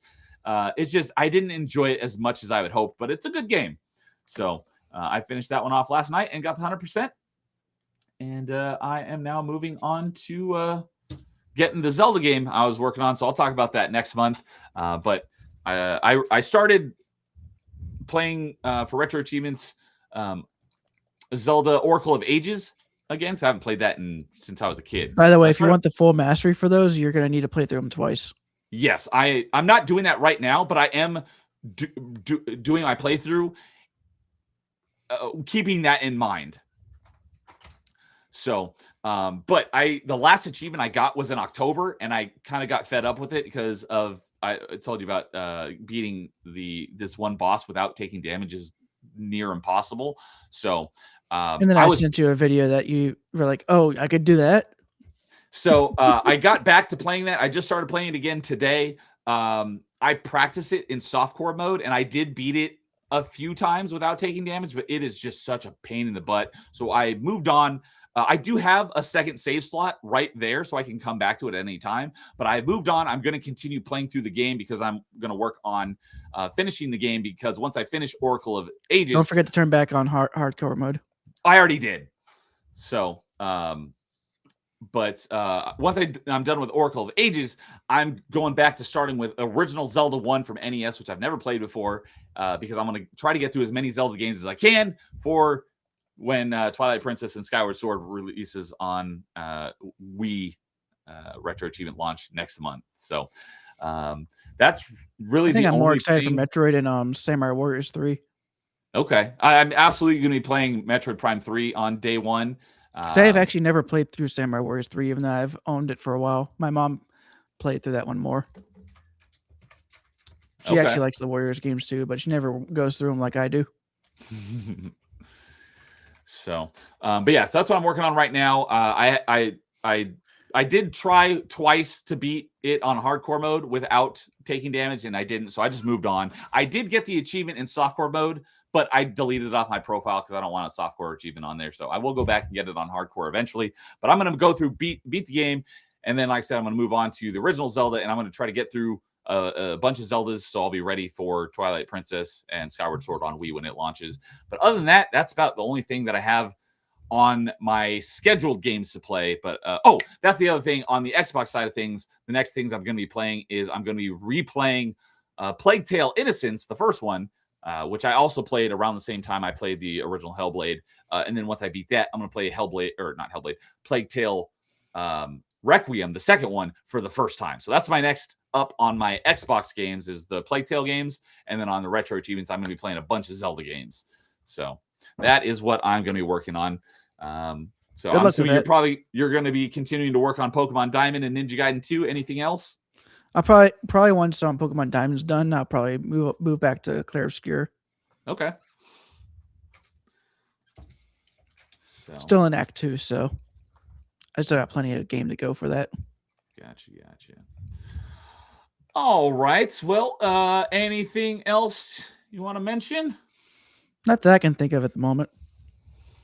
All right. Well, that will do it for tonight's this month's Achievement Chaser. Well, technically last month's Achievement Chasers. We'll be back again next month for Achievement Chasers. We are doing it a little bit later. We're doing it on March 19th because that is the day that Wii Retro Achievements launch. So since it was going to be on a Thursday, I'm like, hey, let's push it. And I'm going to be gone the first week of March. So instead of doing it on the second week of March, I'm like, hey, what if we push it back one more week and then we can talk about Wii Retro Achievement stuff. So next one will be, a good chunk of the way through March.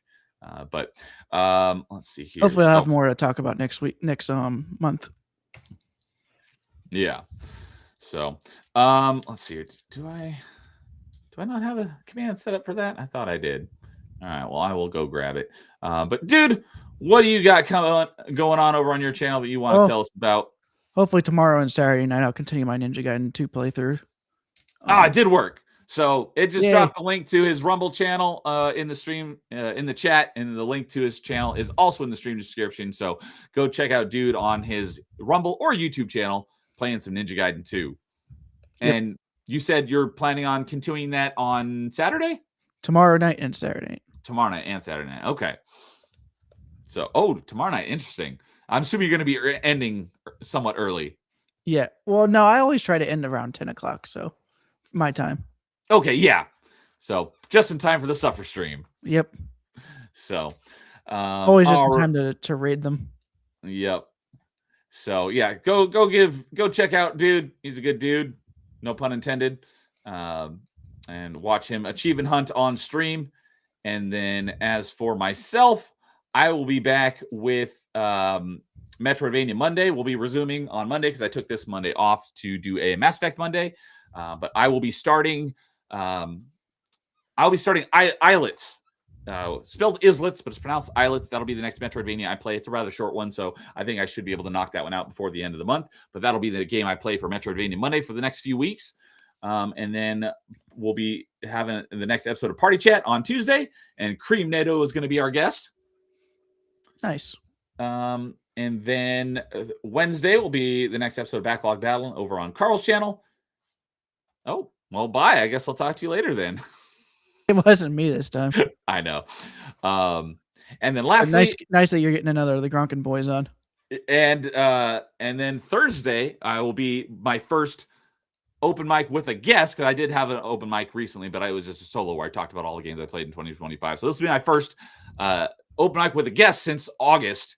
And I'm having John Connors back on, who was on Top 5 the other night. So next Thursday, we'll be talking about, we'll see wherever the conversation takes us. But it'll be good to get back to open mics. I've been missing having open-ended conversations about video games with people. So bringing that back. And I messaged a bunch of people today for getting them on open mic. And I basically have open mic filled up for all of February and March. So I've got a few people that are interested, but I won't be able to get them on until April at the earliest. So looking forward to getting back into that and having a lot of great conversations. So, all right. Well, that will do it for tonight's Achievement Chasers. Dude, as always, great talking achievements with you. And you have a good night. Same. And everyone in the chat, thanks for hanging out with us as we yammer on about achievements and stupid nerd stuff. You guys have a good night. We will see you later. And as always, in the meantime, game on.